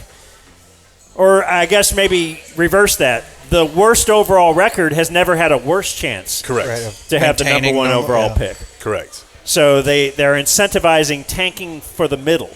So if you think you're a bubble playoff team, well, why not just tank out of that so that we can we might get the number 1 pick. Mm-hmm. You never know. Isn't that better than being the 8th seed and getting bounced? I like it. I like it a lot. Got an anchor word from Glenn, diametrically. Oppose. Oh, yeah. Yeah, that is a really good one. Yeah. Yeah, not joined. I don't know. I don't even really know what it means. It has a feeling of evil, though. Like like to me, because of the connotation of diabolical. Yeah. I just feel like it's an extreme word. Like it just means different, opposed. But it is, dude. Super. I know you were saying it was opposed. Dude, diametrically, Doesn't do it perfectly. justice. So you hear all those syllables? You hear all those syllables? Fucking. Yeah. And then finally some audio. I'm good at sounding smart. This is from Carly from the chat. This is from Dan's CNN morning show, featuring Kate Baldwin. She says this is an awkward transition. I feel like Jake is the judge of this. So, Sure. Let's go. Here we go. 3 cows escaped a trailer on the side of I-90. State police there, they staged something of a slow-speed chase to corral all of them. Apparently one was particularly problematic. That one was named Kate. Is that the humor on this show? Yeah. No, he should have opened for Offerman. You see, there was a problematic cow, and its name is Kate. His co-host's name is Kate, and she's a little fire. That one was named Kate. They did get the cow, and they were able to remove everyone safely. Kate. Sorry. Oh, JB. I needed laughter today. Here we go. Can we transition? We'll deal with this later. Okay, let's go to this. Today marks 4 years since Russia's full-scale invasion of Ukraine. Yeah. No, she knew it was coming, tried to get herself ready for it, and still, on a serious note, We got tens of thousands JB. dead and displaced. Look at this heifer on the highway. I'm going to call her Does Kate. he go? What's his That's name? you. That guy does. His name's not JB. It's John something. Are they doing initials too now? We can't have the news. John Burman. Yeah, his name's not JB. Oh, JB. What are we doing now? Class clown JB. Kevin Burkhardt has infiltrated CNN. Throw it over to WK Walter Cronkite. It's the news. So I have someone who emailed in a viewer mail an Olympic gummy thought. Now, maybe I could ask Drop Beth, is that promo code working yet? Oh, really? Okay. All I know is we forwarded it to the right people. All right, well, yeah, So- we promote Early Bird CBD. DumbZone 20 is supposed to be the promo code that works. And if it's not working today, then let's hold off. We're gonna get that working for you. But it's our favorite gummy is, of course. Yeah, you'll the fail Early the Bird. drug test whether you pay full price or not. Yeah, that the part Early we Bird can say is CBD. a guarantee. So my Olympic 100% gummy thought has THC. would be dear DZ leaders watching the Olympics on some fine Early Bird gummies. And I had a question. Are half the Olympic sports at the Winter Olympics actually signs that parents hate their kids? Ski jumping? Hey, 5-year-old, go fast down a hill and jump 150 yards. The winter athletes are mostly people from privileged childhoods, and their parents just encouraged almost dying. They all talk about their family supporting them and getting them into it at a young age. But was it actually that they were trying to get rid of an annoying kid and you just lived long enough to get good at it? Also, how does one get their wife into ski jumping in her mid-30s? Asking for a friend. That's from Ryan. Hey, hon, I got you downhill slalom ski lessons. Just get her on Remember the last year I gave you the 300-yard cooking mountain. lessons? Right, This year we're doing this. right. That email, I don't understand what the end game would be. Why would all these wealthy Nordic families want their families to die? Are all the I winter wasn't under- sports privilege-based? Kind of Winter? are, right? Yeah, Yeah. they kind of are. Yeah. Yeah, I mean, I'm sure they have They some don't have an that... inner city downhill skiing. Well, you don't have to be wealthy to play hockey in Canada by any means. It's farm boy right? Yeah. I mean, I'm sure now it's become that, but I bet there's like that thing I saw was like the 50-kilometer mass start, 2.5 hour cross country job. Yeah. I mean, you don't have to. I don't feel like you got to be wealthy to run, and that's just running. Yeah. But way more than summer. Than the summer, for sure. For sure. I'll end with some movie stuff. Ooh. Unrealistic movie things. Someone is carrying a stack of hundreds of pieces of paper through an office, and then someone runs into them, and all the papers go flying. Has anyone ever seen this happen? You gonna hold on to a few papers? Why is their reaction to just chuck them up in the air? When you're in a bind around the holidays, you need a little leeway, and you tell someone, "Come on, man, it's Christmas," hoping they'll give you a break. What's the hit rate on that? That's a great question. That's a great question. Come on, man. It's Christmas. How often do cops or the FBI or the CIA actually lose a fugitive when they dart into a crowd or disappear behind a moving bus? Seems like it works every time. I don't know. And when the aforementioned intelligence agencies are reviewing blurry security footage, all they have to do is tell someone, quote, enhance that. Amazing. Suddenly it's a perfect 4K picture. Always incredible. The enhancement capabilities. That is from DF Knox. All right. Nice. Noxy. Time to eat? It is time to eat. And so while we're out here at Cane Rosso, from what I understand, generally we do a break and we take it out for the audio listeners. But today, our break we will keep in. And it is an interview we have with one of the hot prospects in all of Major League Baseball. Mm-hmm. Would you say that's true? Yeah. Have I oversold it? No. He's going to be 1-1 in a lot of drafts. Kyle Harrison is a Milwaukee Brewer. And we interviewed him. And we would like you to enjoy that interview while we enjoy some Cane Rosso. The Dumb Zone.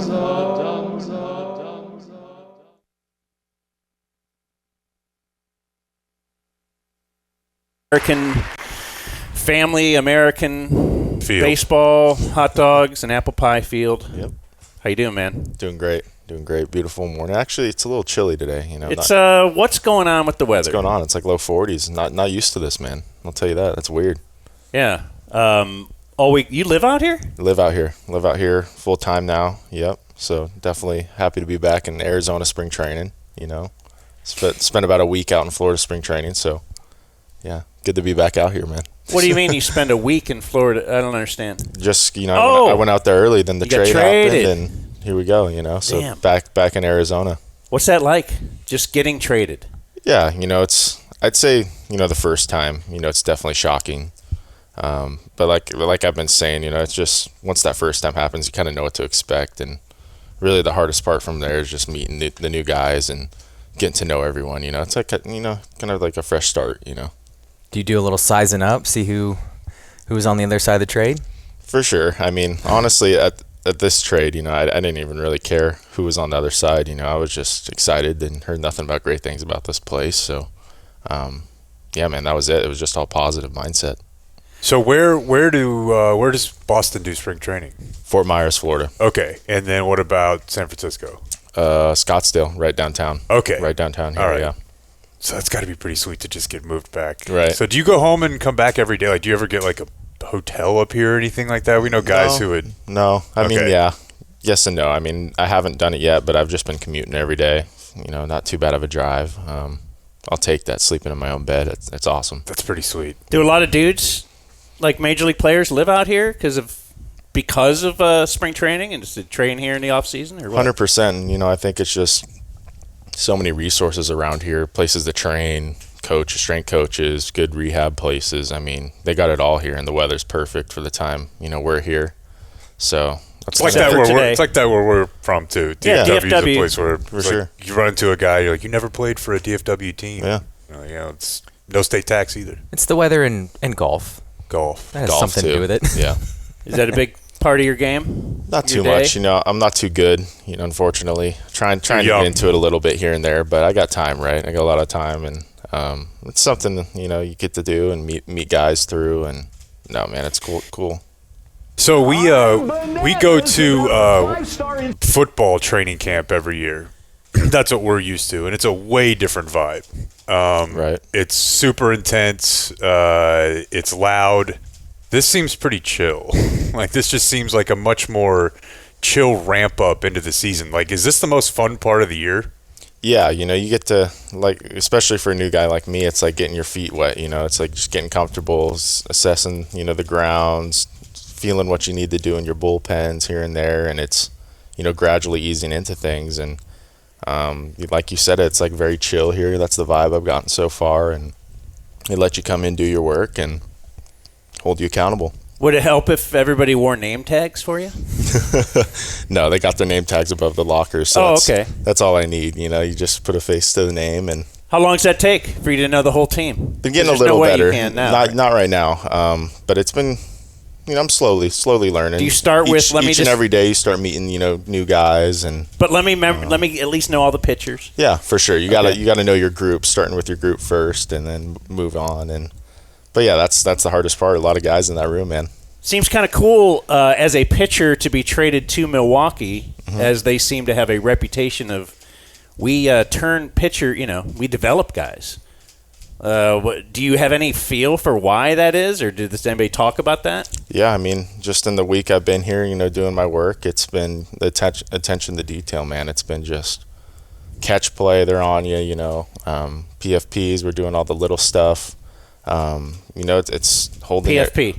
Pitcher field in practice, that's a little slang for it. But no, man, it's just the work we're doing. We're working hard, and it's with intent, and it's just really cool to see. And you could tell why, they develop guys here so well, and just pump you up with a lot of confidence. And it's a good place to be, man. How old are you? 24. 24. How are you? What's your mindset like on nutrition and things like that? That's just something I've noticed just changed with athletes over the years, and usually a guy your age is still eating McDonald's and whatever, but it just feels like even younger high school guys are now starting to, like, I want to be eat like LeBron or Tom Brady. Right. I mean, it goes in the whole performance, and I don't know, like it's what it is nowadays, I guess, right? That's a standard. I mean, our lunches, our breakfast, they're all great balanced meals, so it's it goes into the recovery part of things. You're eating right, fueling your body with the right stuff. Ultimately, it's going to be like you fuel it like an engine. Ultimately, it's going to run faster and for longer.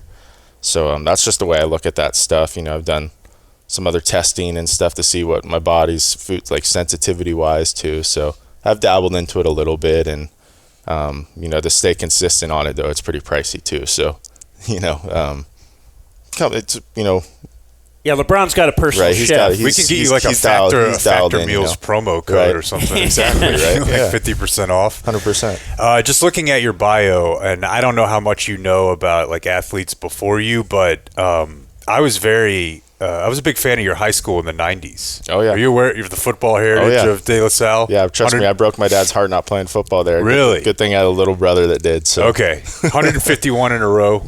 In like the late 90s. Crazy. Football Factory. DJ Williams, who was the Miami running back and linebacker. But so that's what I was going to ask you is football your dad played? No, he played in high school. Okay. Always a big football fan, and I could tell when I told him I wasn't playing freshman year, I was going to focus on baseball because, like you said, they're really intense there. They love their football so much that I wouldn't have been able to play summer ball or do any of this other baseball stuff. So I was like, I want to have a summer, this and that. Then I could tell he was a little bummed, but no, man, I think football there is Mecca, right? I mean, it's elite. They've had a lot of names run through there, and but baseball wasn't too far behind it, in the time that I was there, nationally ranked. So it was cool. It was definitely a cool school to be a part of. So the other thing that is different about being here than football that Blake was pointing out is a lot of the football guys have the same journey. Like, you're a prospect in high school, you go to college, you come to the NFL. It's a fairly straight. I mean, I guess now guys are taking a little more circuitous routes, but baseball, it's such a long journey. Even at 24, you've been in a bunch of different places. If someone just said to you, hey, kind of tell us your story. Like, how did you get here? What would you say? Yeah, that's tough. That's a tough way to put it, I'd say. I don't know, man. You know, I think it's just this game will take you places that you never thought it would. You know, I've been out of the country. I've been, you know, with three teams already, and I'm only 24. You know, so it's just I'd say, you know, you never know where this game's going to take you, and you just got to enjoy every second of it, and that's just kind of been my story. You know, just trying to live day by day, get better each and every day, and whoever wants you at the end of the day. That's kind of my story. Where'd you go out of the country? Taiwan when I was 18. It was like a Team USA deal? Yeah, it's a little Team USA deal, you know, little Busan, South Korea. So just how long are you there? Like a month, you know, so then that summer, so couldn't play football. That's cool, though. But no, yeah, cool experiences, and that's why I think baseball's awesome, man, because you meet all these new people at different places, and you run into familiar guys that you've played against in low A and all these different leagues. It's just one big family, so it's cool, man. When did scouts start hitting you up, or like when did you know, man, I might actually move on and past high school? Yeah, you know, I think it was kind of that sophomore year. I had a good sophomore year in high school. Started throwing a little harder, and then started to get some college like what? interest. What's your velocity as a sophomore? Sophomore, I was like hitting 80. Started like to top out at 87, 88. You know, Man, so I was getting there. I was getting there a little bit early, so that's why all the schools were jumping on me early. And then I committed really early to UCLA, and now with the portal nowadays, now it's crazy. You know, I got a little brother that plays ball at Texas A&M, so he's living through it right now. So. Why has he moved somewhere else? Yeah, he was actually at St. Mary's before that. Had a good year, a small school in Moraga, California. You know, and then had a good year there, and then transferred over to A&M. And what's he play? He's a catcher, so I'm a good little off-season buddy, pitcher-catcher duo we had. Okay, that's cool. Yeah. Is that how that developed? Yeah, like I'm a pitcher and I need. Yeah, and then I don't know. He just evolved. It was always a catcher. He would always sit behind the plate, catch for me. And then you ever try that position? No, I'm a lefty, man. I can't do it. Can't do it. What a cop out. They left. I can't catch. I'm a lefty. Did you like naturally as a lefty? You had a natural curve. I don't know. I don't know what it is. Just, I mean, you know, lefties are weird, you know, at the end of the day. So we got a natural funkiness to us, I guess, you know, is what it is. Yeah, no, I remember the lefties, though, growing up, all had like, oh, man, it was such a benefit. Yeah. Right? Just because extra. That's why I didn't make the bigs, because the lefty had a natural curve. You got to be a lefty, right? Yeah, you got to be lefty. But as far as that, as a kid, then, when do you just focus on baseball? Because we live in a community where like youth sports is out of control, and hey, he's 8. Now let's stop all the other sports. No, and I actually really disagree with that. You know, I think you got to be. I mean, shoot, I was even a junior lifeguard for 5-6 summers growing up as a kid, going over to Capitola on the beach, you know, doing that stuff. So surf, yeah, I was a big believer in or my parents, I guess, too, were big believers in just keeping me athletic, playing every sport, you know. And then once I kind of figured out, oh, he's left-handed, he's starting to throw a little bit harder, like, all right, let's specialize in baseball and see if you can go somewhere with this. And sure enough, here we are, you know. What was that? Were you already in high school by the time you switched? Probably high school, yeah. It was like high school, I kind of dropped every other sport, and I was like, all right, let's commit to baseball. So, I mean, I played a lot of sport, every sport under the sun growing up, but up until high school. Your grandpa was a major leaguer? He was, yes. So did he have any influence on you? For sure, you know, it was in the back of my mind growing up, you know. I wouldn't say, you know, I chased after it because of him, you know. It just kind of always happened. I knew he played, and yeah, you know, it was just always cool to look up to him, have those conversations, play catch with him when he still could. So, no, it's awesome, man.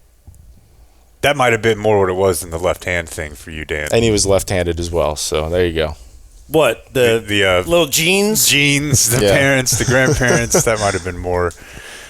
So what's your experience with this year's automatic balls and strikes situation? What leagues have you played in that used it before? Like, what's your familiarity with this? I think all of AAA. So I've got some experience in AAA. So yeah, I've seen that ABS zone quite a bit when it's been really bad. You know, when it's been huge, and when it's been small. You know, it's been decalibrated. So explain. I didn't know they went through this. No, yeah. I mean, it was just right. Like 2 or 3 years ago, I think they started implementing it, and obviously, you know, there's going to be some errors. You know, when you're trying it out in minor league baseball, and obviously, that's why they've been doing it for those couple of years, to just get all those.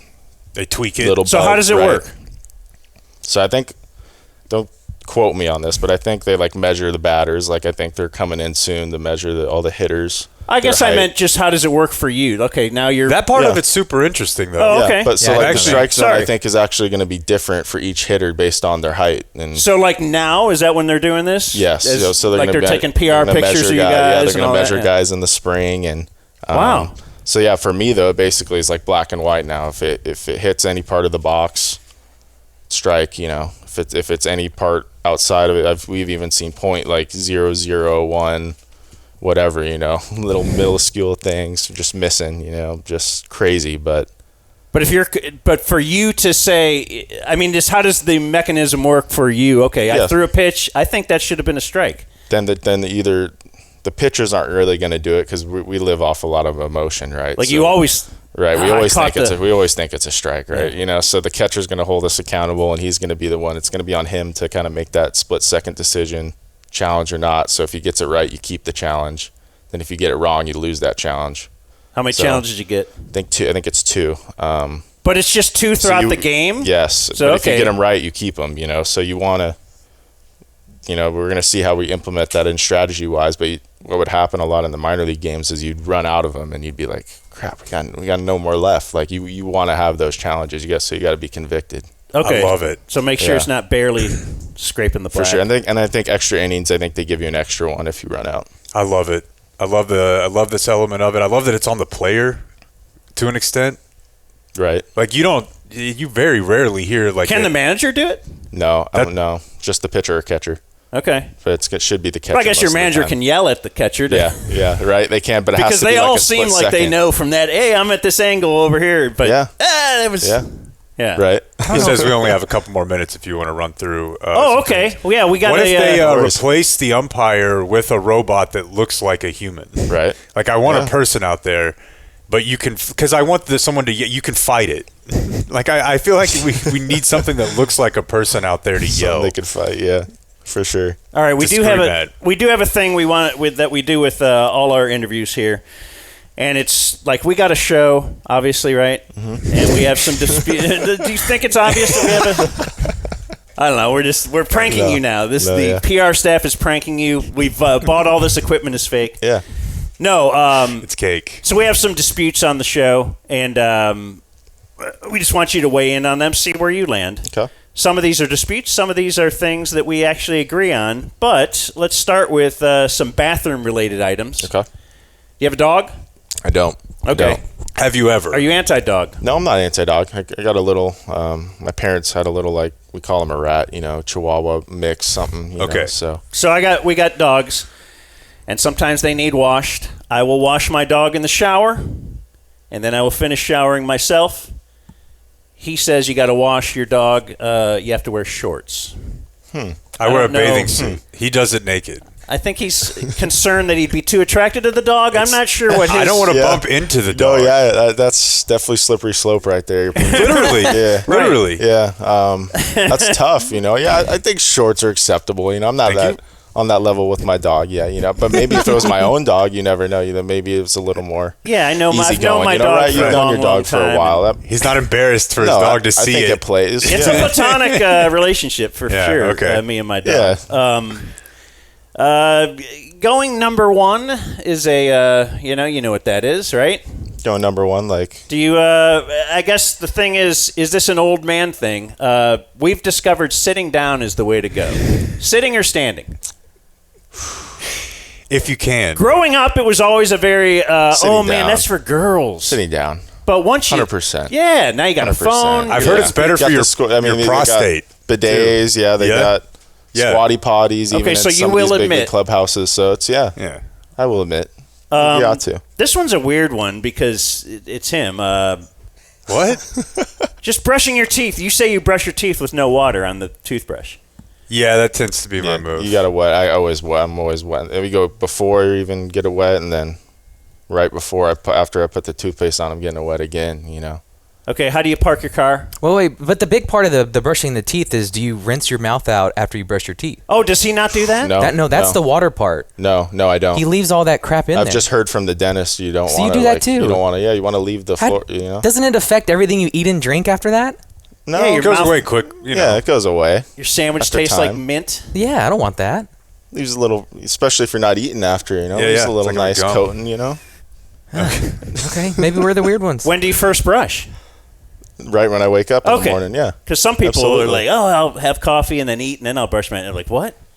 It's disgusting. Yeah. Okay, I got a water cup one. Mm-hmm. Would you drink out of a Yeti Mm-hmm. that you had ever gone number one in?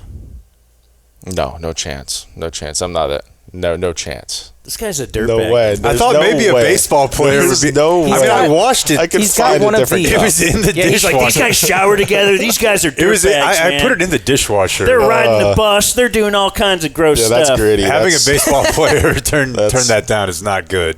No, I mean, Not good. if it works for you, This might be right. easy for you, but we found this about. He mentioned we go to Cowboys training camp, and the players just don't know their rivals. Mm-hmm. Air quote rivals. Who are your NL Central rivals? I know for sure the Cubs. Yeah, right? Yes, that's one. One. Well, do you I know mean, all the NL Central teams? Yeah. Okay. We got Is the this Cardinals, easy? Pirates, and what's the last one? There's one more, right? No one knows. Real blast here. It's the mystery team It's that, the mystery team. that all of Major League Baseball has been searching for this for years. Man, why am I drawing a blank on this team? It's these are the tough questions you're going to get with us. Yeah. And then we wanted to know, why are the air conditioning units on the roof here in Arizona? Shut up! No, we're not doing that. Why? Yeah, actually, he might know. I thought he'd know I about it. actually He don't. lives No, I here. don't. Swamp coolers and I don't know. No. this has been a big. It is interesting. It's extremely interesting. Yeah. It's all we have been talking about all week. That's our coverage. That and what are the Brewers going to do at third base? We're just all these huge topics. Well, thanks, man. Yeah, thanks for having me on. This was awesome. Thanks for joining us. And Hopefully, we'll see you next year. Absolutely. We're gonna be back. Sounds All right. great.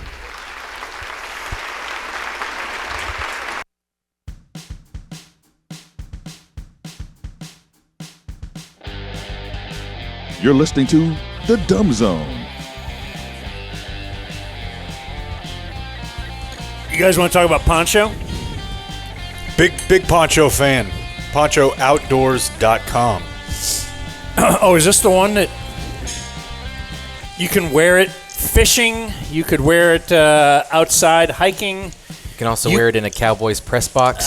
That's where I was going. Yeah, because you look great in it. You can wear it on Fox 4.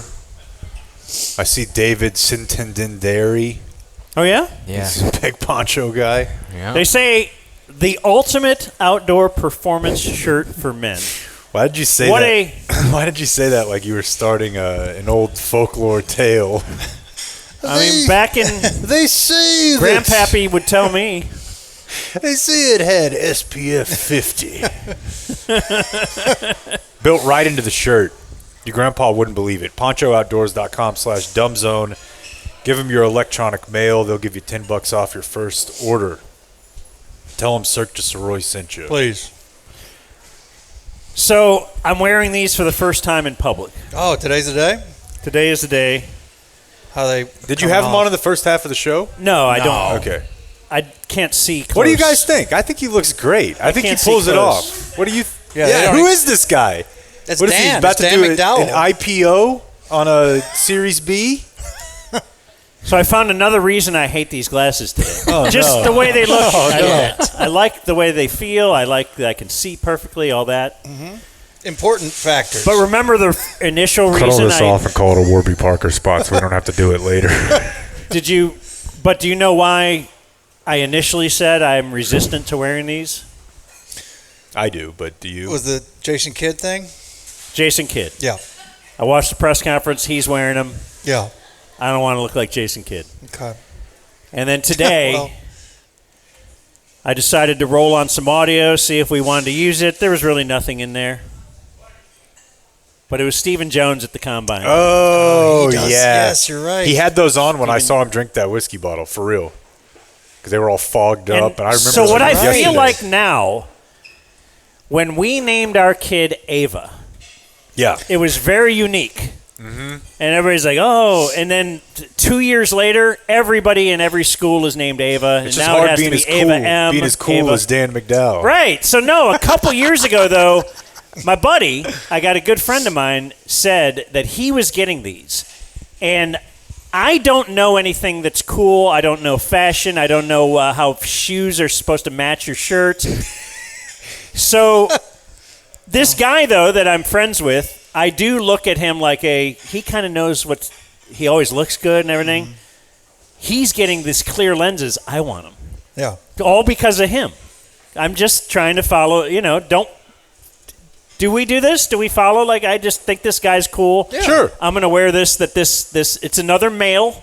Hey, how about this? I bought the exact same shoes Mike Sirois had one time.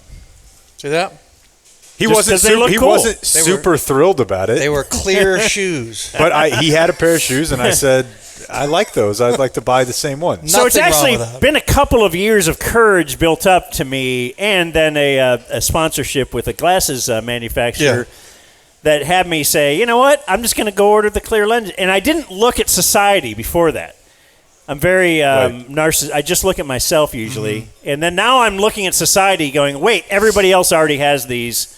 I'm like the last guy in, and I look like a dork. No. You don't look like a dork I look like at all. Stephen Jones. You don't look like a dork at all. Or I guess many people would love to be Stephen Jones. Those are the frames of DFW sports power players, Dan. Put that on the thing. That's it. Yeah. That's it. Warby Parker. I don't know. There's a slight, Get Out vibe. Jason Kidd, Stephen Yes, Jones, Dan just the three McDowell, of like you.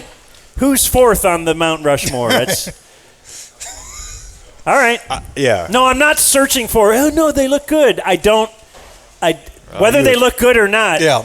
They look like Stephen Jones and they look like Jason Kidd, and that's Perhaps. Two men who are titans in their field. Yeah. maybe I'll get an eye patch. I could be like that politician guy. Dan Crenshaw? There we go. I bought an eye patch a few years ago. For that? Well, no, we were going to Hangout Fest. Yeah.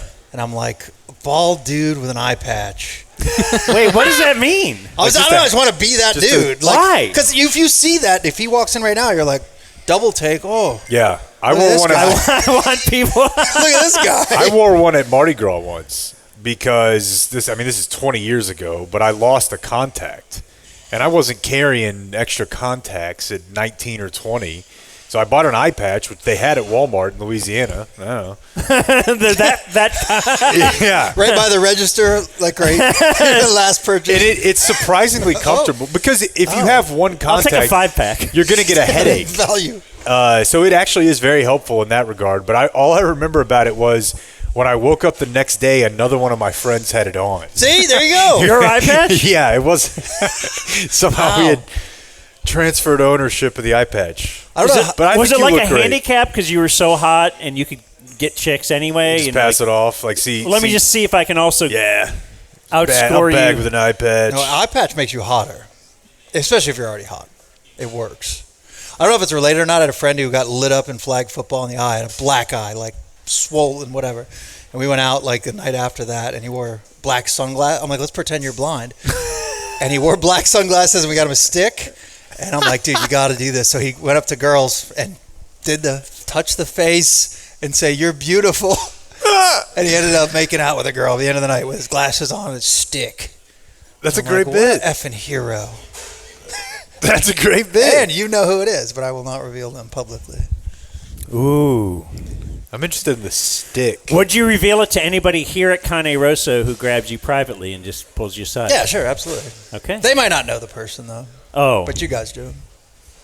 But All right. touching a face and saying you're beautiful. It's a great move. She wasn't, by the way, just to be clear. All right. That wasn't the bit, though. We're going to do the news out here. Pull this off. His hand did not work. The news will be brought to us by Air DNA, and they got a road show coming up next week. It is Tuesday, March 3rd at 6 p.m., I believe. You can RSVP at airdna.co/Dallas Roadshow. Rent your house out for the World Cup. Maybe a weekend. It crossed my mind. That's the thing. Within the People week. are. That's what Air DNA does. They help you transform your home into a Airbnb. Really? Just kind of give you the tips on that. And so they're inviting people to go out. Let's see. Is this near you? It's community. Community Beer Company. Yeah, I think so. Yeah. Where is it? Used to be. Right off the That's freeway. Dallas? Yeah. Okay, so Community Beer Company. It's going to be Tuesday, and you can RSVP at airdna.co/Dallas Roadshow. I'm going to Hawaii, bitch. You are? Yeah. Why? When? Let's do the news. During the World That's Cup. the news. During the World Cup. Oh, are you in your house? You really are? Really for a month. And you're renting your house? Yes. TC took the pictures the other day. How did you learn to turn your home into a rental property? CNN really does blow because we got morning news on your radio, boy. Okay. Well, I want to use the news wrap today. The news wrap intro. Well, they talked all over it. Well, I didn't know. I'm sorry. I mostly talked all over it because it sounded like an Affleck duck rap, and I really like the other one because it comes in with authority. Speaking of authority, I have some news real quick. Yes, go to some Mike lady Sirois on the Sirois tollway News Desk. slammed on her brakes because a little plastic bag blew in front of her car. On the way here today? Yes, slammed on her brakes. I don't drive on the tollway. I've told you guys that. I'm a Fort Worth boy. I avoid the tollway at all costs. It's danger zone, brother. Not enough orange barrels on the road for this Fort Worth. You didn't drive the tollway here? I will at the last minute, but I'll take I tried to avoid the Dallas North Tollway. Huh. It's a death trap. No. I feel like the tollway is not that bad. I love the tollway. Dude, that area north of it just gets so stopped up that it can't be a death trap. Although you don't it's too fast. Do you ever think of the tolls, what you're paying? Like now on the app, I checked how long it would take me to get here, and the toll was right at the bottom, and it's $4.70 for me to get to from my house to here. And I'm like, $10 round trip? It's not something I ever think about, but now I'm like, Jesus. Go ahead. That's serious. Do we have a theory on this? What? No, I thought you were going to ask him. Like, is he side streeting it? No, I thought you were going to ask him. Is he going to write it off? Dan learned the term "write it off." Oh, okay. And so he's been saying you gotta write it off, dude. He's been saying it in I write off my every whole situation off the air. My whole toll tag bill, though, that No whole doubt. thing just gets thrown in. Everywhere I drive must be for work. No doubt. All right, I will do that. This is an interesting case that I could see being national fodder. This comes to us from out Permian Way, West Texas. We had a teacher who was arrested for felony kidnapping. And the situation is they had a 15-year-old student who was, according to the student and according to the teacher, having a very bad time at home. And the student told the teacher this, and she's like, I will protect you. Come to my house. Some type of abuse. Yeah, and I don't know that there's really any question about that. The question is, it's not a question, it's illegal for a teacher to go beyond like, hey, I'm going to tell somebody about this and go into, I'm just going to I will shelter you. I'm going to have you over to the house. And somebody saw, there's a missing person's out for this child, then they see the child with the teacher gets arrested for... But they weren't doing the diddling? No indications of diddling. One brief note, I see my friend Brad is here. He's sitting where Jacob was sitting, and Jacob sent me a photo in the break that was a photo of Dan's water 1 hour after it had been delivered. I have it. I didn't upload it. 1 hour after delivery, untouched. I was staring I wasn't at really it. thirsty. Untouched. Full water right here. Principle. You see it, folks. 12:52. I was staring 1 hour at it. I'm after like, the water how long? came. He's not going to drink it. He is not going to drink it. No, he took a couple sips in the break, but he could have waited until the break to take those sips. Amazing. Dude, listen to this. On that story you just told, I did something I feel guilty about to this day. But kind of, and you tell me what the ruling is. I was in high school. I got in trouble for whatever, right? In class, disrupting. And I go to the principal's office. And they'd had enough of me, and they're going to call my house, right? Call my dad, basically. And I very seriously, and I said this genuinely, said, please don't call my dad. And I was like, he's a bit of an overreactor. And in my world, he was going to be pissed, and I was going to deal with shit. Never laid a hand on me. Never anything even nearing inappropriate. You intimated there could be a little... No, because he was going to fucking overreact. Like, in my mind, he's going to absolutely freak on me. I'm screwed. I'm in deep shit. I was telling the truth. I wasn't implying that in my head. I was just saying, My dad's a bit of an overreactor, and the guy had the phone. He just put the phone down. Never called home. He's like, oh. Wow. So what's the rule? So you were intimating that he would physically abuse you? Even if not he in my wasn't, head. I'm saying that. The guy took it that to way the for principal. sure. I Yeah. was, and I was not. Overreactor to you meant yelling. Exactly, screaming at me and grounding and whatever. That'd be super funny. Like Yeah. kid just keeps getting in trouble and realizes So you, it. You're you like, oh man, stole the valor of somebody who By accident, by a victim, a true victim. well, I got caught cheating at school again. You're in the principal's office and you're like, sure hope you don't call my dad lest he whack me off again. He's like, oh, put the phone down. So I've lived Like, with how far guilt, but it worked, as Donovan taught me. I was thinking about that the other day. I don't have many of these in my life, but there was one situation where a kid forced a couple of buddies of mine forced me outside of our football locker room to the outside portion, and I was naked. And there was a tennis match going on. There's a big tennis center over at my high school. It was one of the first ones. And they were my friends, and they blamed another kid. And I didn't have a ton of use for him. And they were my friends on the team, and we all played. So you went along with it? I was like, yeah. The other kid got in trouble? I think I went with, like, I didn't really see, So I don't know. And I remember, dude, I swear to God, like it's a Lifetime movie. I remember leaving that day or the next day probably on the bus, pulling out of the front of the field house, and him sitting out front because they had told him you can't play in the game. Oof. So his parents he's just sitting out there, and I'm like, God, I'm a bad person. Yeah. Other people just do this? That was like the first note, twinkle you had of, I might not be a good person. Yeah. Right. Yeah. Well, what can you do? No. Well, let's see here. This is not a fun one. Do you know does the name Fred Loya mean anything to you, Blake? Oh. Insurance? Yeah. Yeah. Fred Loya Sr. of every Rangers, Stars, or Mavericks commercial break ever has passed away. Oh. Insurance giant. I remember him for having a steady supply of thick Latinas in his local insurance commercials. We have him to thank for getting Kevin Millwood. Really? Was he sponsored the show? Oh, yeah, just the cap. He allowed the Rangers freedom to have an ace. I think he had the Feliz La Vidad billboards. Really? Yeah, with LAW. I like it. Which All I right. do nod. Enjoy it? Yeah. Okay, we're here at the Star in Frisco today, or Cane Rosso adjacent to the Star in Frisco, and somebody's going to have to explain to me what's going on with this new Taylor Sheridan show. Okay. Because I see last night, Dan, are you aware of the show Tulsa King? Yeah, I've heard of it. It is a Sylvester Stallone joint written by Taylor Sheridan. He's like an old-time mob guy or something in Tulsa. Who got relocated, I guess, to Tulsa. To Tulsa. I got to take over down here. And so Tulsa, I don't really know anything about, but in Oklahoma, there is sort of just a thin feel of like, what the fuck is going on here, right? Like, it's kind of not a great place. Like, you're in Oklahoma and you're like, I don't know, something weird's going on.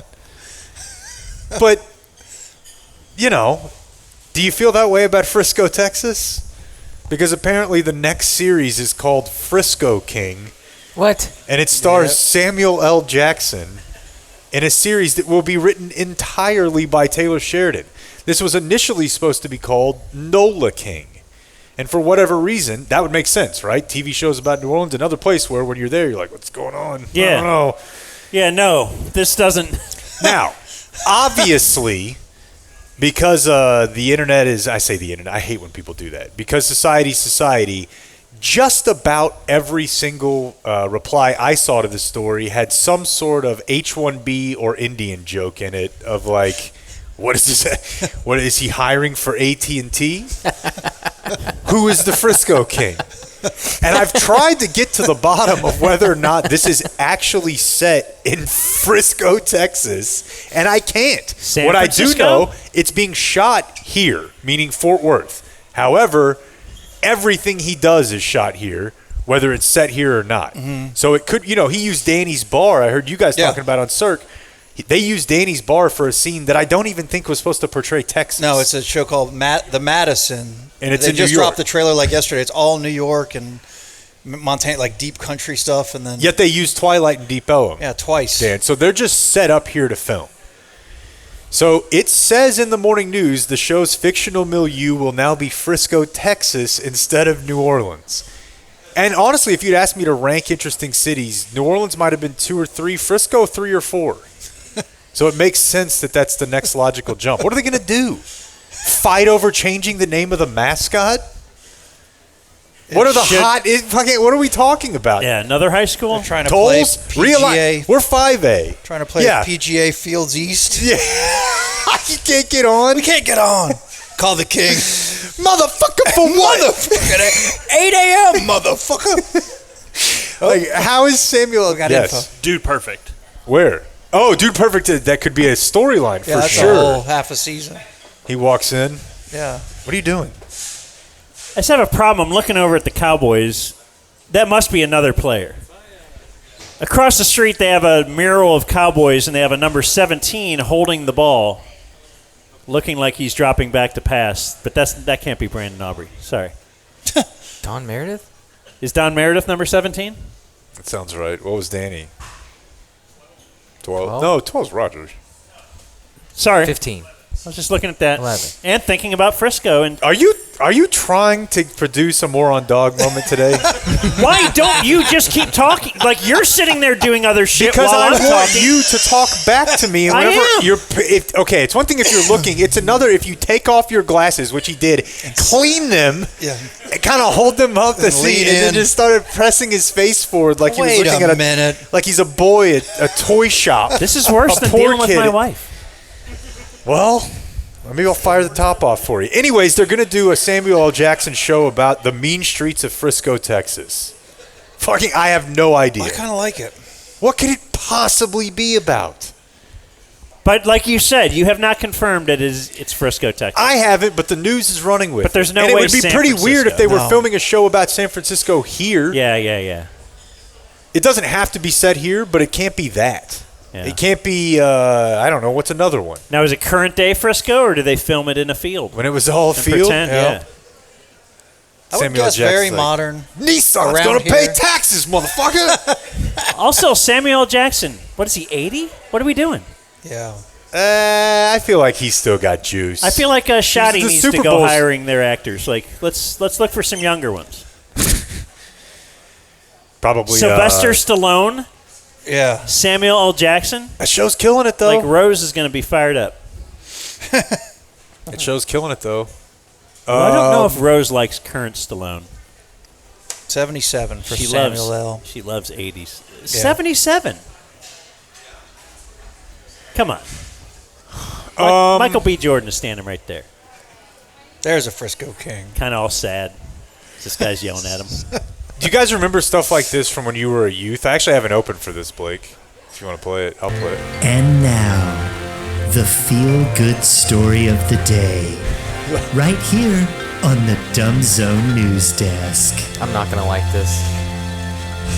Students and athletes at J.J. Pierce High School raised $20,000 for the medical bills of their custodian and donated a bike to him. Do you remember when stuff like this would happen when you were in school? This is a terrible story. I saw this. Okay, I thought it was mildly interesting, but No, it's just terrible that, yes, I know what you mean. yeah, I guess the society that we live in type Right. of, that we do, greatest country on earth, we have so many riches, all this kind of stuff, but Right.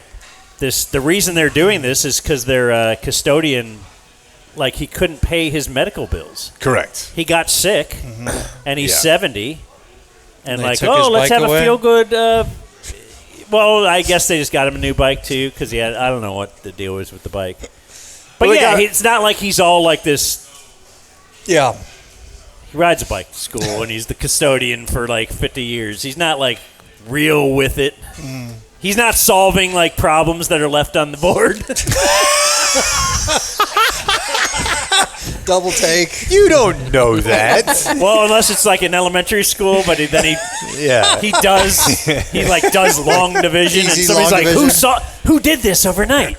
Carried It's the smartest second This grader is we have. Easily fourth grade math in this second grade Right. class. He's in the background like, This guy's like, how do you like this apple? He holds up an orange. But yeah, that's why Richardson Bike Mart donated a new Holds up an bike. orange.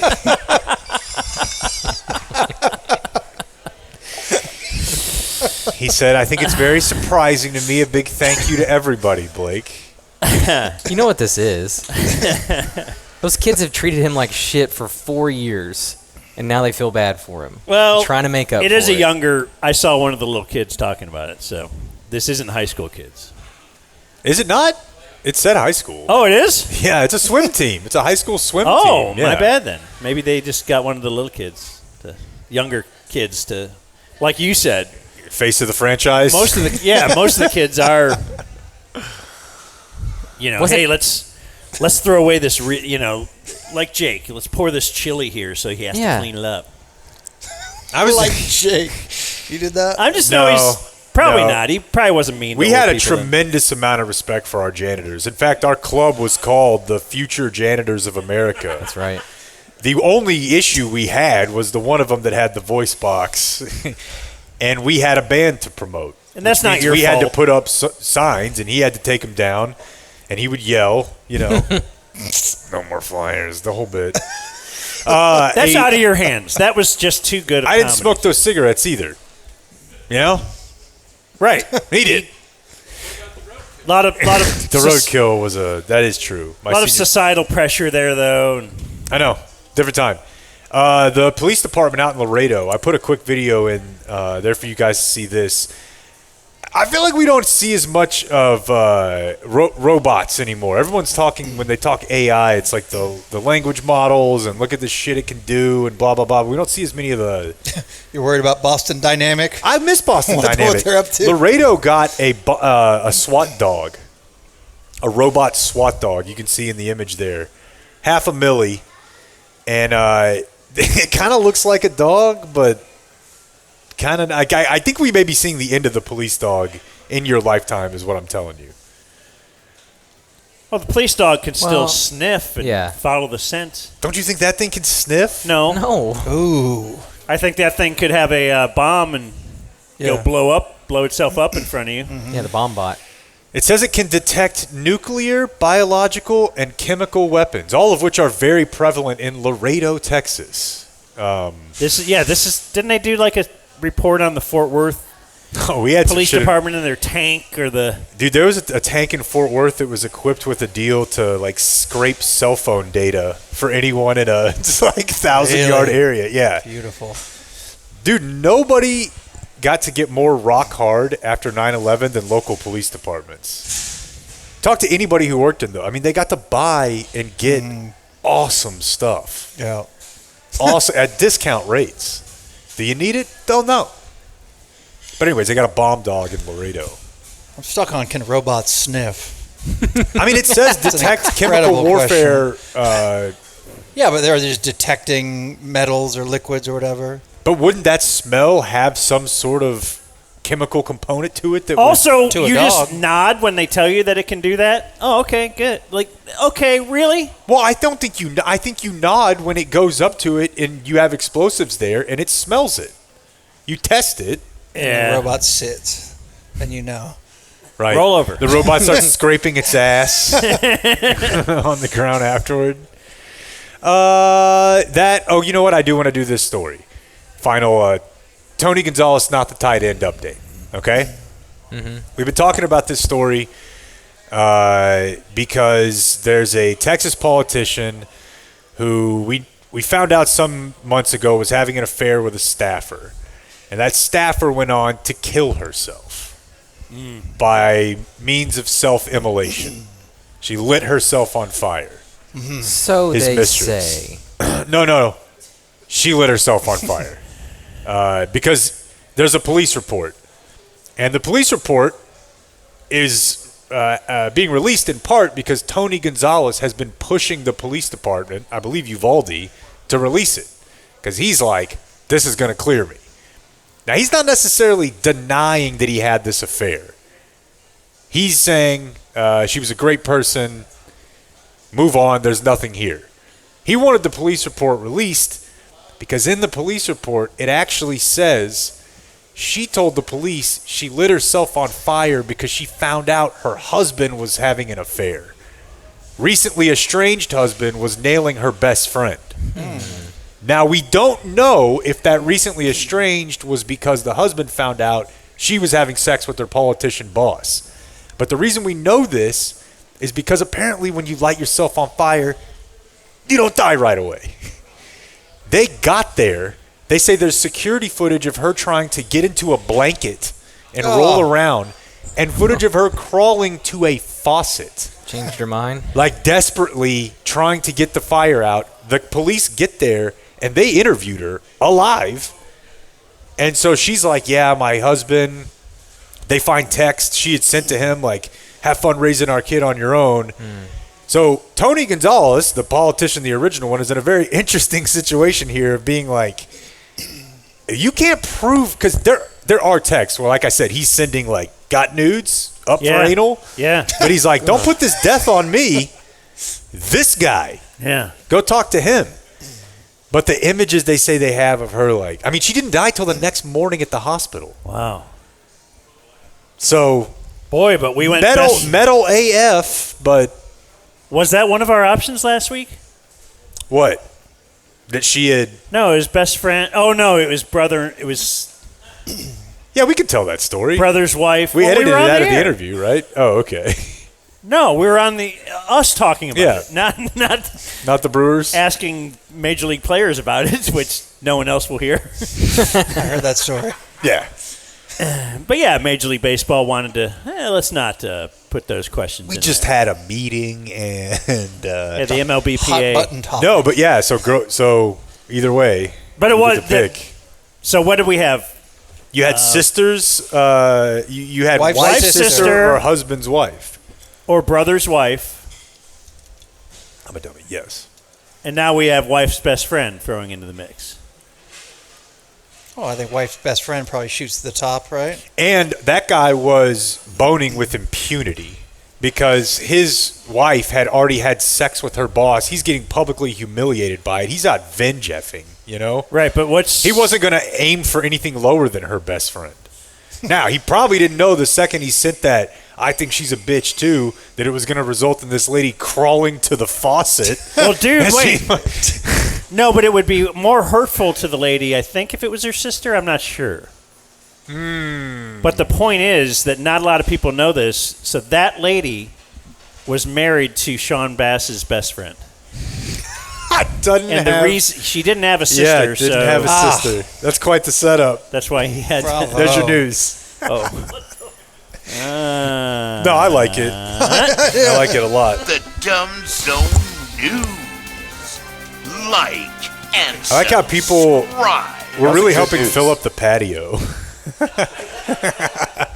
People come in, they're like, yeah, probably. Yeah, let's go sit outside. Go sit outside. It's a beautiful day. It's a beautiful day. It is. And, I wanted to conversationally just say to you, Jake, fast breaks, buzzer beaters, and block parties are back. And Underdog is the best place to get in on all the action. I made a play this morning. You did? Tell me. I took Kumar Rocker over 2.5 strikeouts with a Luka points, rebound, assist combo for a 3-time payout. You think they don't have baseball? Spring training baseball? They do. If you get your picks right, you could win up to 5,000 times your cash. Good Lord. That's true. So if you use the app today, it's Underdog. That's the app. Promo code DUMBZONE. You get $75 in bonus entries when you play your first $5. The promo code is DUMBZONE. So, yeah. Underdog. Make in picks, win money. Listen to this person talk very fast. Must be 18 plus, 19 plus in AL, NE, 19 plus in CO for some games, 21 plus in AZ, MA, and VA, and present in a state where Underdog Fantasy operates. Terms apply. See assets.underdogfantasy.com/web/play and get terms _DFS_.html for details. Offer not valid in Maryland, Michigan, New Jersey, New York, Ohio, and Pennsylvania. Concerned with your play, call 1-800-GAMBLER or visit www.ncpgambling.org. New York. Call the 24/7 Hope line at 1-8778 HOPE-NE or text HOPE-NE 467-369. Yeah. Happy birthday. Thank you. It is a pretty day outside, isn't it? in it. It is. You want to go out and have a catch? Got soccer practice tonight, but I'll go have a catch with you. A one-hand catch. Had a guy shirtless earlier. Let's see here. Viewer mail birthdays is what we're into. If right Brandon here. wanted that contract, he'd be out here kicking right now. That's the thing. That's where he is. If he's a real worker. That's why he can't be reached for comment. Is that what it said? Let's see here. I'm just seeing if we got any other Late viewer mail arrivers. birthdays as the day rolled in. We have a bunch of them on this Thursday. We start with Dear Dictator of the Downstairs Mouth. I'm Tanner. Today is my Pat Tillman birthday. And then he tells us a pretty long story about actually, didn't we have a guy on talking about 23andMe, finding out he had a half brother or something? Yes, but the OG of that was when we had KJ on. What was his story? He got into 23andMe and accidentally made one of his uncles own up to a son he didn't know about. And they were at a family reunion, and KJ said that, like, basically that part of his family has not talked to him since then. Like, they didn't want to know each other, or at least the dad didn't. Yeah, you always hear about, they welcome you. It's like the lion that hasn't seen its trainer for 10 years. Oh, big hug. No, this wasn't that, I don't think. Yeah, he's got a story about that apparently his dad did it and found out he had a dude, listen, brother that he didn't know about, and they now have they have the same name. They grew up there in the same field. It's like really weird. This is a little bit different, but my wife's mom has one more sister than when I first met her, because they found her mom, so her grandma, was forced to give up her first daughter for adoption in, like, Missouri. Like what year we're talking? Dude, what? 50s or something? 60s? Early 50s probably. And her name, same name that they named one of their other daughters. So she has two aunts of the same name. They didn't find out till way later. Was her name Rugned? Yes. Rugless, actually, is the government name. Yeah, that happens, man. Dude, I mean, think about it. This is gross. People are trying to eat. But, like, you think my dad was wearing a condom? Like, in the 70s? Like, when he makes that joke about, like, two I know about. Right. In the 60s? Did they ever foresee the technology where it's like, I could probably get found out about this 50 years later? Right. They never, right. No way. They couldn't find serial killers if you just stayed a county apart. On the other side of the golf course. Right. The guy has another family. Right. He had other family living within 10 minutes of him. Yeah. What if Chappie tried to bring him in? Jake, Joe, this is Johnny. Yeah, oh my God.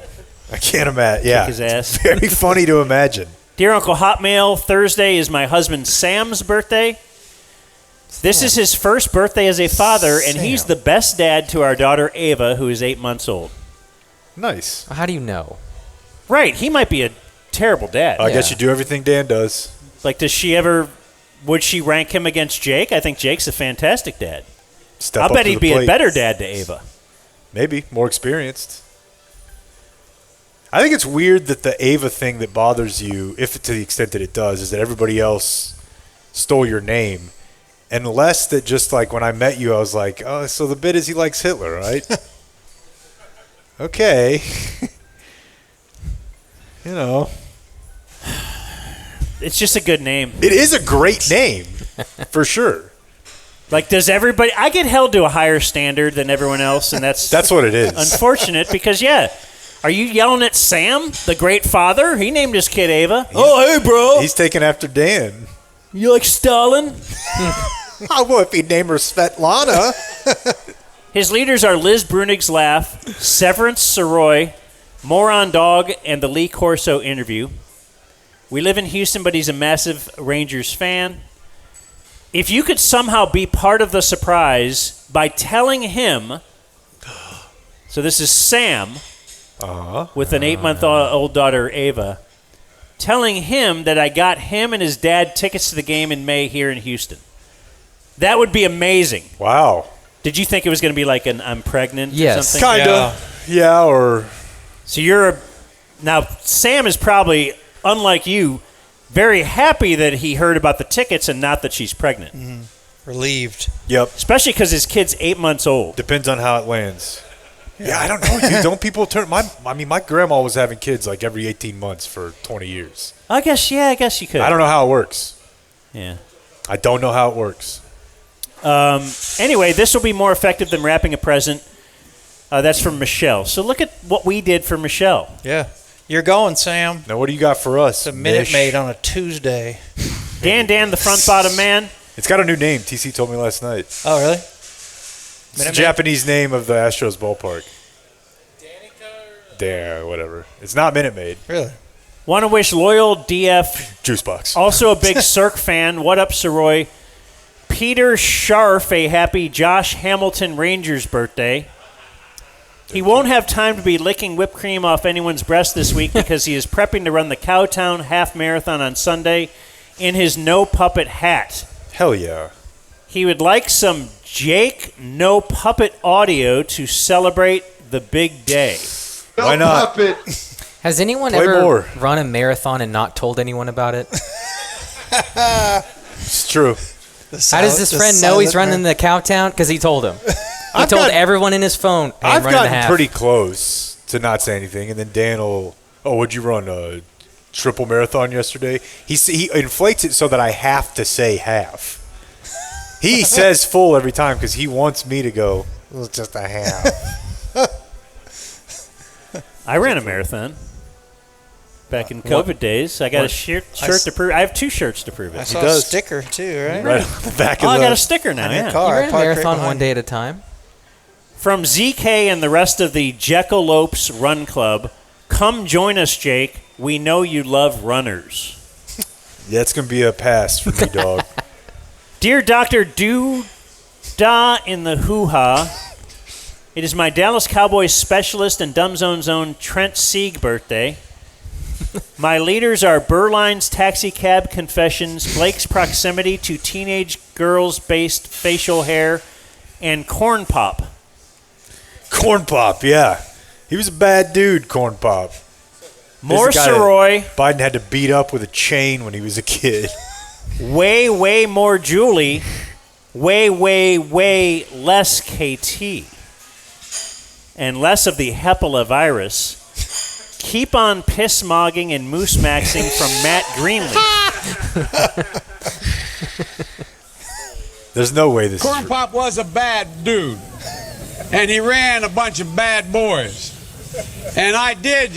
And back in those days, to show how things have changed, one of the things you had to use, if you used pomade in your hair, you had to wear a bathing cap. Oh, shut up. There's no way this is real. It's on Fox News' YouTube channel, but that guy was president. And so he was up on the board, wouldn't listen to me. I said, hey, Esther, you, off the board, or I'll come up and drag you off. Incredible. That was like 2 years ago. And Eric in Plano says, Dear Daniel, did I write this email to wish myself a happy birthday? I did. Are most of my friendships parasocial? They are. Was not woken up in a special way because I'm old and married. Listen to your ad-supported content with a Qualis roof and community mechanical service contract. Nice. Then he says, sadly, I'm not a current paid subby. It's okay. The economy. AI. This may or may not be related to Jake's Aggie hate, bike rider antipathy, or his belief that cucks that play individual sports are somehow lesser than. That one is 100% true. Leaders are Dan's dishwashing, Sarah Hepala's beautiful mind, and Blake's dead dog. More roast twins, less long listener emails. That guy's a genius, Andy Kaufman. That is Eric in Plano. Yeah, I'm at a good 15 minutes of cleaning up dog mess every day. Oh, I met this guy. He's here. Is he still here? His son is almost an exact 9/11 baby. Oh wow. No. He was born He was like born June? on June 9th. Wow. The next year. said that his dad, maybe his dad was like, was the guy Richard Clark in the government or somebody who knew about it ahead of time? Plant the seed 2 days in. All right, we go now to Game Day Men's Health presents On This Day in History. You ever been to the 9/11 bar? He wasn't born on 9/11, so that's a bad question. You know about the 9/11 bar in Fort Worth, right? It obviously turns him on. the dad. Yeah, he's fired up about it. There's a whole themed bar over where I used to live. How have we not been there? I know, it's crazy. We need to. What's it called? It's called 9/11 Bar. You haven't tried their Fallen Man fondue? Oh, God.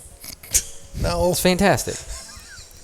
So today's Thursday, February 26th. On this day in 1933, the AP reported that NFL owners had voted to move the goalposts forward 10 yards onto the goal line. So what year? 1933. So they were back. Well, we're back. They wanted to encourage more field goals and reduce the number of ties. This, in spite of arguments that this could result in more injuries to players. Pretty obviously. They were like poppycock. I cannot believe that we went that long with the goalpost in the middle of the field. Yeah, and the two base posts too. Usually, with if we ever thin talk to padding. Jerry, that has to be our question. Yeah, it was in the era that he was coming up.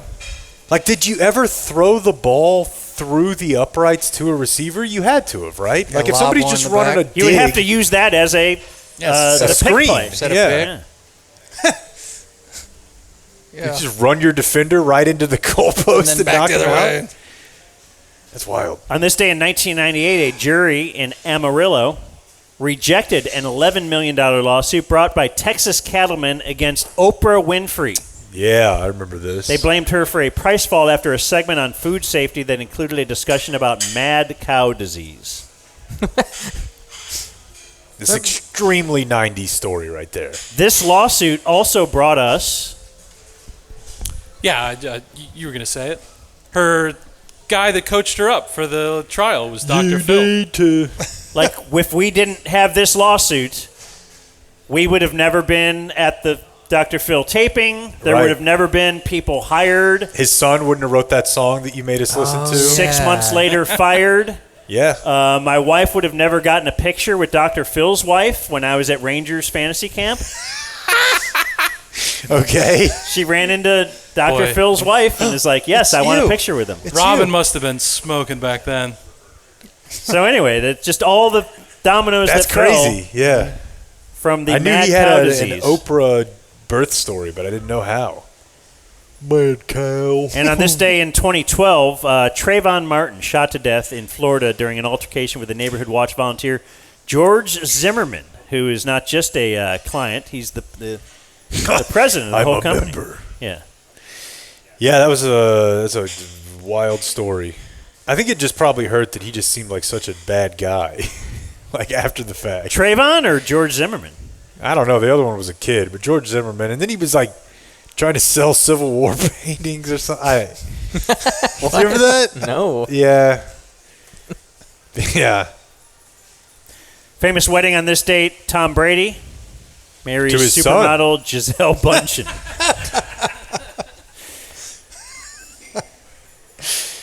So it's Feb 26th. What do we have this day in Dumb Zone history?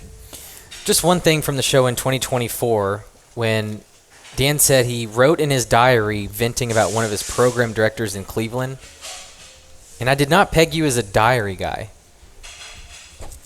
Well, let me say something before he answers. At some point,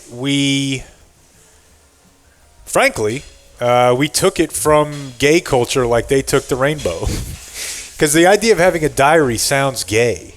But if you call it a journal, which it is, then everyone's like, oh, that's a healthy... Yeah, I'm surprised I didn't say journal. Just cool thing to do. You wrote down your thoughts. There's no difference. Right. Diary is for a teen girl. 9-year-old girl. Whatever. But now everyone's like, oh, journal. Write down. Oh, here's Johnny Cash's journals. That's his diary.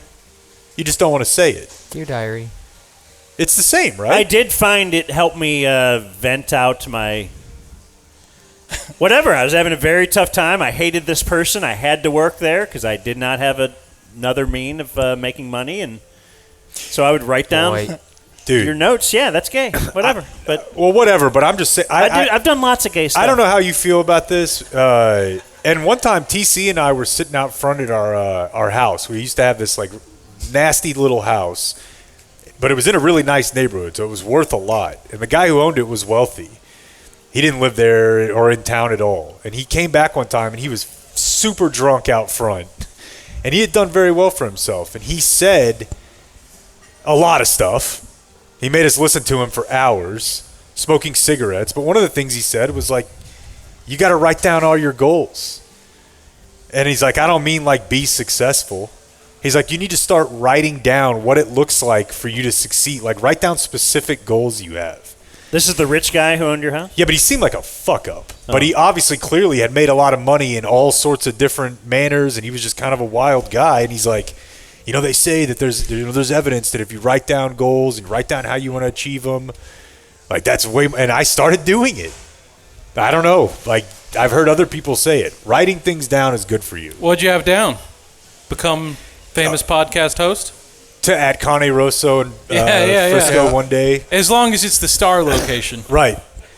But I think if you going through good times, bad times, just understanding life, write stuff down. You're gonna feel better. At the risk of making TC incredibly horny, I have a diary from my time in basic training. Oh my God! Can we only that time? I will buy the rights. I would rather watch that than Frisco King. And I've seen it with buy the rights. That's great. Buy the rights to this screenplay. I've seen it within the last month, so I know it's still there, exactly where it is. Everyone should do that at some point in your life or periodically, whatever. Look how Blake is disgusted. No. I'm just the idea of having an emotion and writing it down. I have something to add. I'm just waiting my turn. If I see my wife's journal, I know I'm about to get in trouble. Oh, because it's been out. She's not writing good shit in there. Right. Last night was amazing. Blake was really nice. Can't believe that's not in there. He listened and I came. I'm telling you, and I told her, like, if we die in a fire, whatever, they find her journals, they're just going to think I was the worst human being alive. I know. Because all of it's like, oh, we're not connecting. Oh, he ignored me. It's just all the bad stuff. Yeah. If you see your wife's journal, you're about to get in trouble. That's a good point.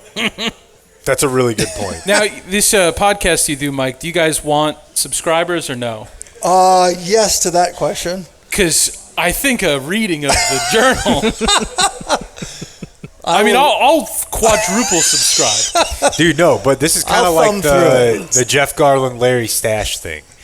And, your fantasy hockey folder. I have a bunch of stuff, like, some of it's on Google Doc. Like, oh, here's my notes to my future myself, but also my kids or what. I don't really want any of you guys having, like, my email password. Yeah. You may be the only one. Maybe him, TC. But, like, I can't. If I die, nobody's ever going to see any of that stuff. Yeah, you got to give the password to somebody. But to what end?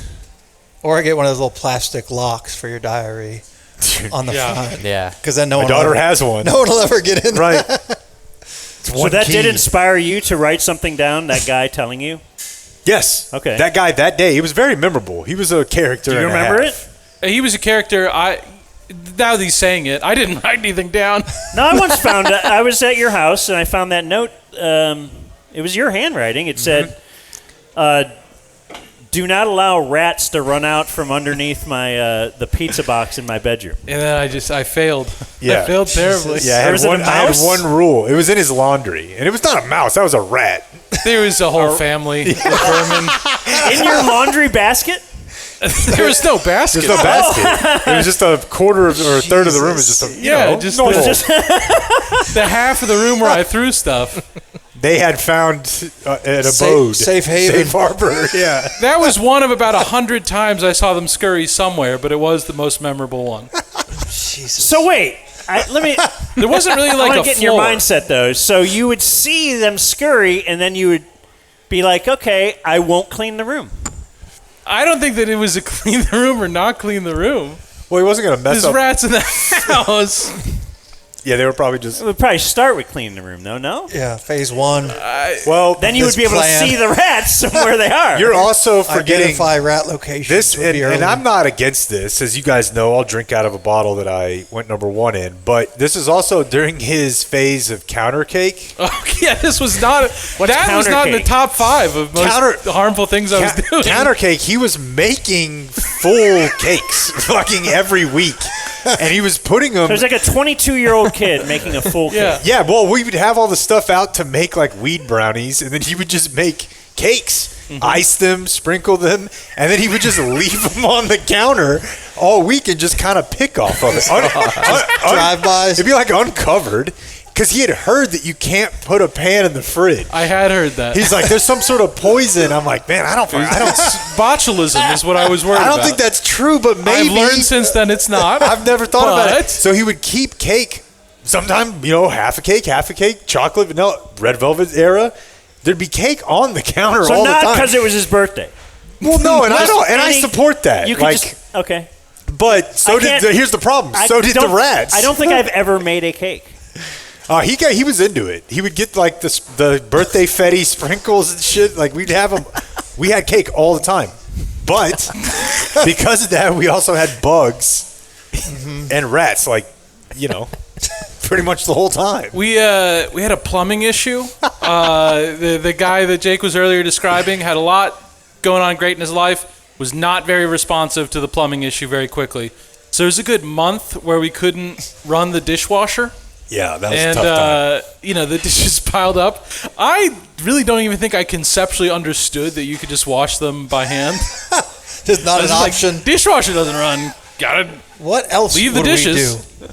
And so at one point the sink was full up, and I'm not taking all this on me. Everyone in the house, which is just me and Jake, moved to a plan of whenever the stuff became too dirty, we just had a big cardboard box in the pantry. Yeah.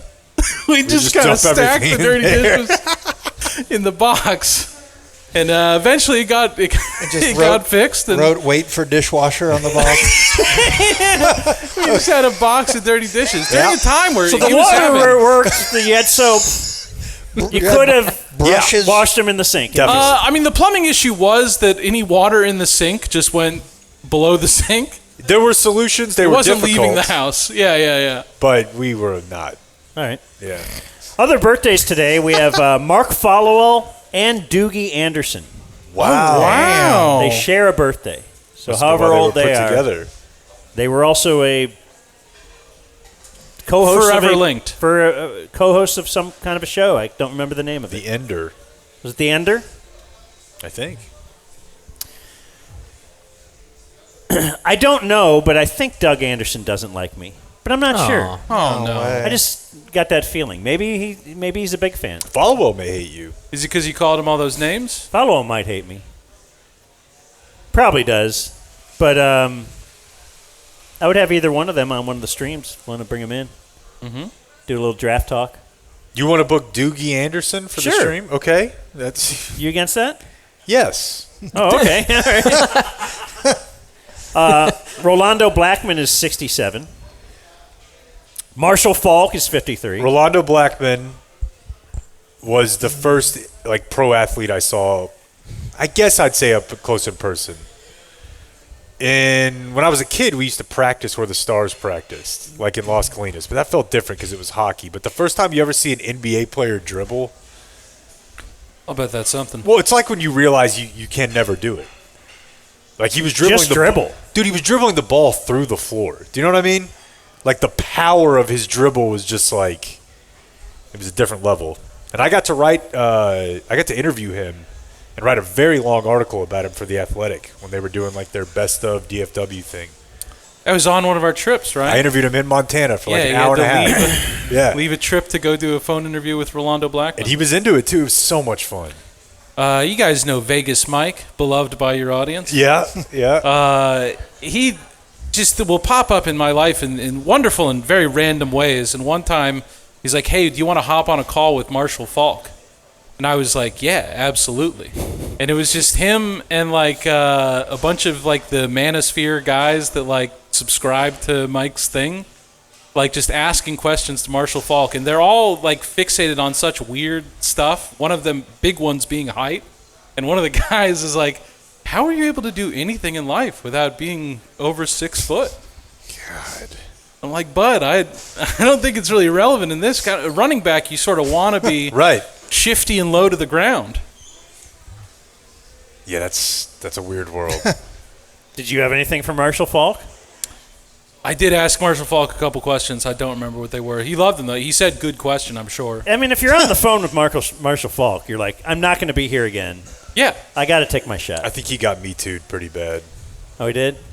I peed next to Marshall Falk. He was on the Manosphere podcast. Clearly, the guy had already run afoul of... And I ran in there because I saw him go in. Yeah. And I wanted to add him to the list of people I peed next to. How many inches do you think? I didn't look, but... Was it hard not to? That whole scenario crossed my mind, yes, but I did not look, and it was not difficult. Olympic swimmer Jenny Thompson is 53. She's from Dallas, I believe.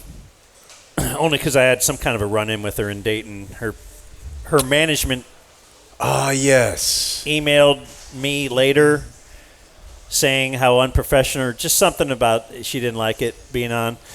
And then I noted the address, because this happened, and then a couple months later, I ended up going to this address. It was the Maple Avenue building. Like, oh, wow. Her management was there at Maple. Did you ever have a chance to patch things up? I never did. I went to the lunchroom every day looking for them. Maple Deli. Blake, who is this? I'm going to give you a name. 68 years old today. Tim Kaine. Who is that? I don't know. You? Yeah. Political figure, presidential candidate, governor of Minnesota. No, but you're close. That's Tim Walz. No, but Tim Kaine was Hillary's running mate. Oh, yeah. All right.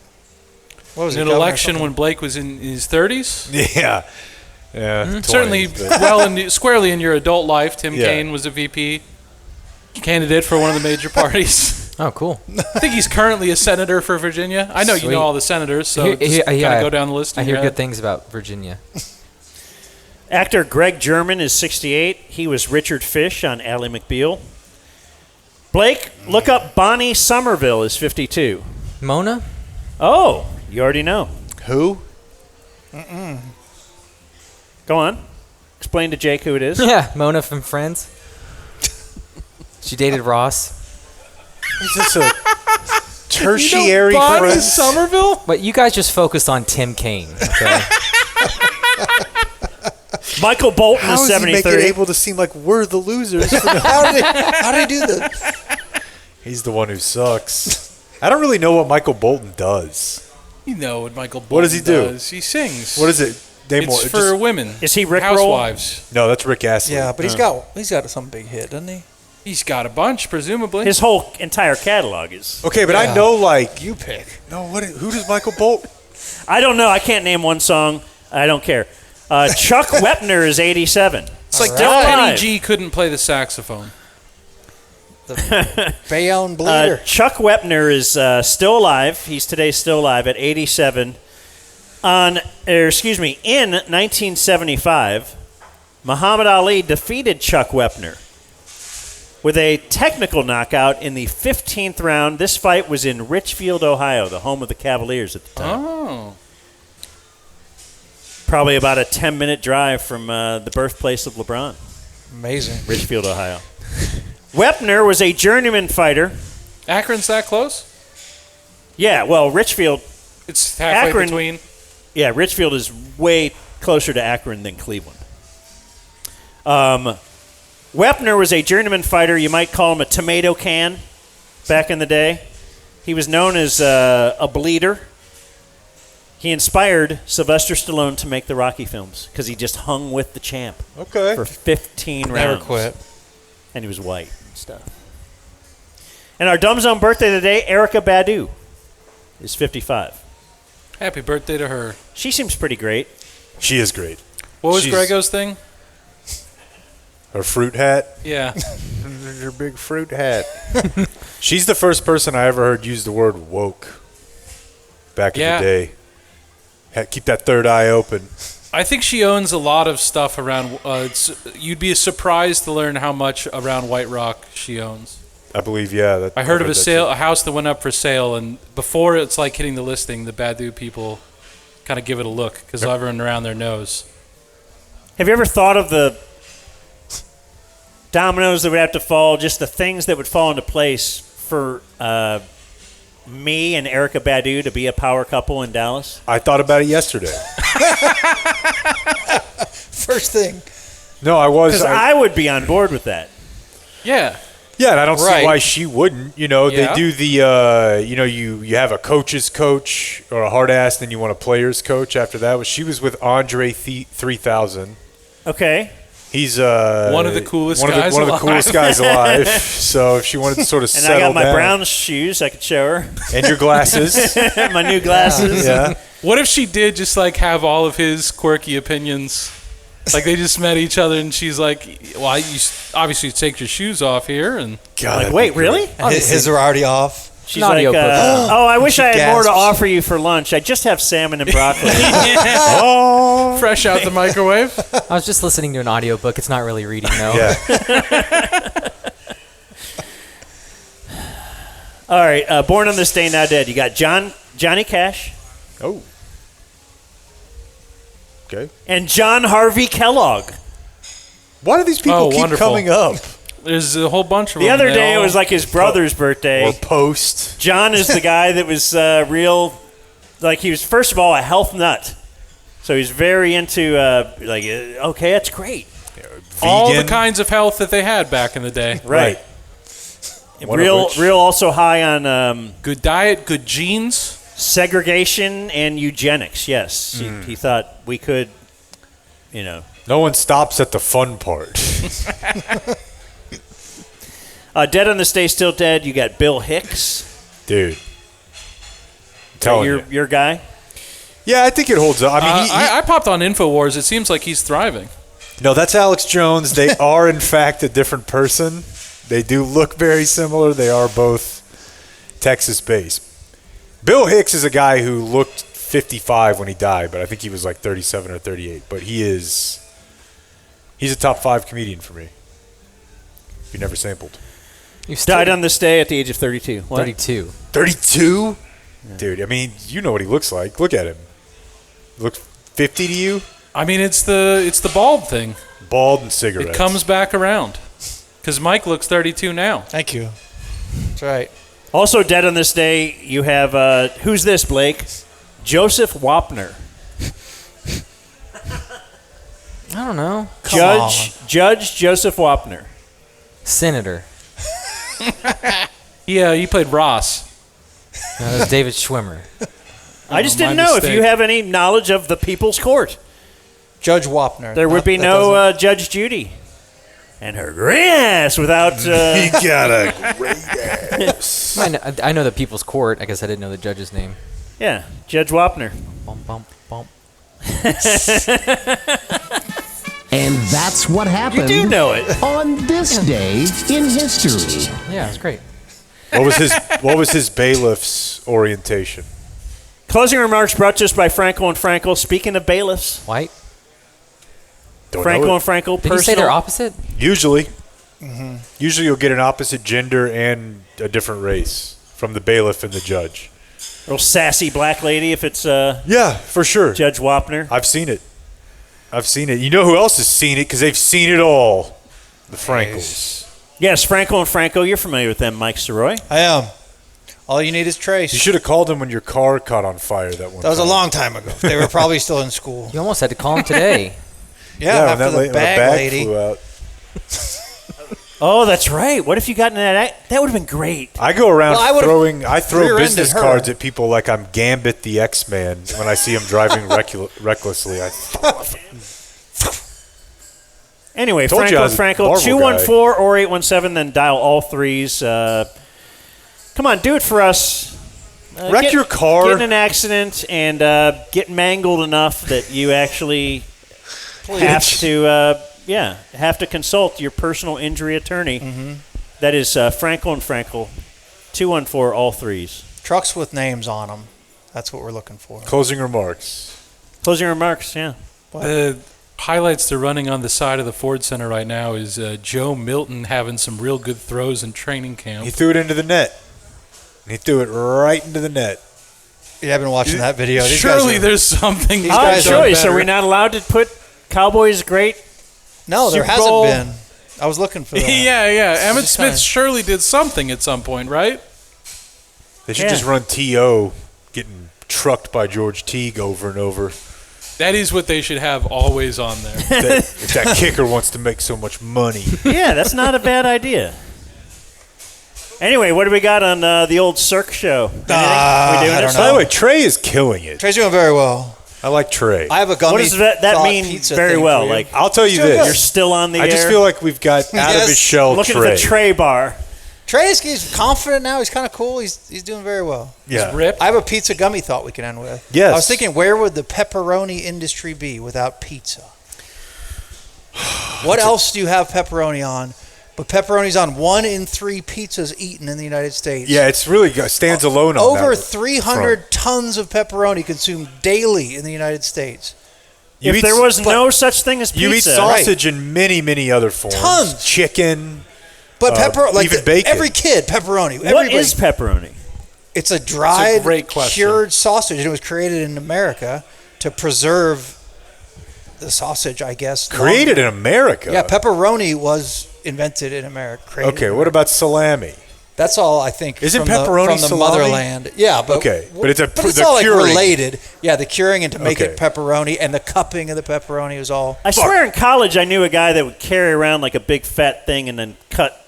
But was that pepperoni or is that salami? What Or did like he? summer sausage, maybe? Yeah. I do. Is that what that I is? keep that at the house. I think it's very bad for you from a sodium standpoint, but I keep like sliced. That's like freaking little charcuterie type. Yeah. thing. I just walk by and grab a couple pepperonis. Like, could you imagine Oh, a but- cylinder of pepperoni?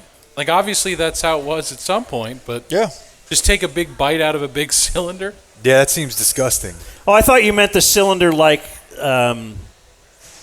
Which potato chip has the can? The Pringle? Yeah, like you can just pull Pringles, a piece. pepperoni Pringles. Pull That's a a great pepperoni idea. out, yeah. If for some reason pizza was forced to go away, but like you had been used to it, would you Yes. work pepperoni in somewhere else? Pepperoni chips. I've had No, those. I don't think you would. You barely know that pepperoni exists. Like, would bacon take a hit because now No. Wendy's has the double pepperoni cheeseburger? The pepperoni-nator. Nader, yeah. It's kind of Well, odd though. There's nothing else really that it. I mean, maybe on a charcuterie board sometimes, but it's generally not just pepperoni. Yeah. You ever buy your dog the treat pepperoni? Oh yeah. Yeah. Of course. Pepperoni's amazing. I want somebody to just order a pepperoni sandwich. I'll just do pepperoni and mayo. Yeah. All right. Well, I think we could do that. I guess You have the pepperoni. We do pizzas. I see them. They're everywhere. Like, why does the Caesar salad? They will say you could have salmon on it. They never say you could throw some pepperoni in there. Sure. Well, they would pepperoni look would at be you trying so to weird sell if them. you asked. Like Ambassador here, they've for got a bunch in the pepperoni. back. That's Right. what I'm saying. Yeah, Just yeah, sprinkle it on. I want 10 or 15 pieces of pepperoni in there. Yeah. All right. They've never had anyone ask that at any of the No. locations. And that sounds weird to us too. the But weirdest why is it thing. weird? And for the non-meat eaters, we do have fake sausage. We Right, have you are fake beyond burger. pepperoni. I want for- to beyond pepperoni. All right, man. This is a great gummy thought. Thank you. Well, hopefully we'll get our promo code working sometime. And Yeah, we'll be all right. Hey, thanks everyone for coming out. It's been a good Yay! time. Yeah. That's right. Mofo. Gotta go before this becomes a zoo. Thank you for watching my video. Subscribe and type for my name if you want to watch more of my videos.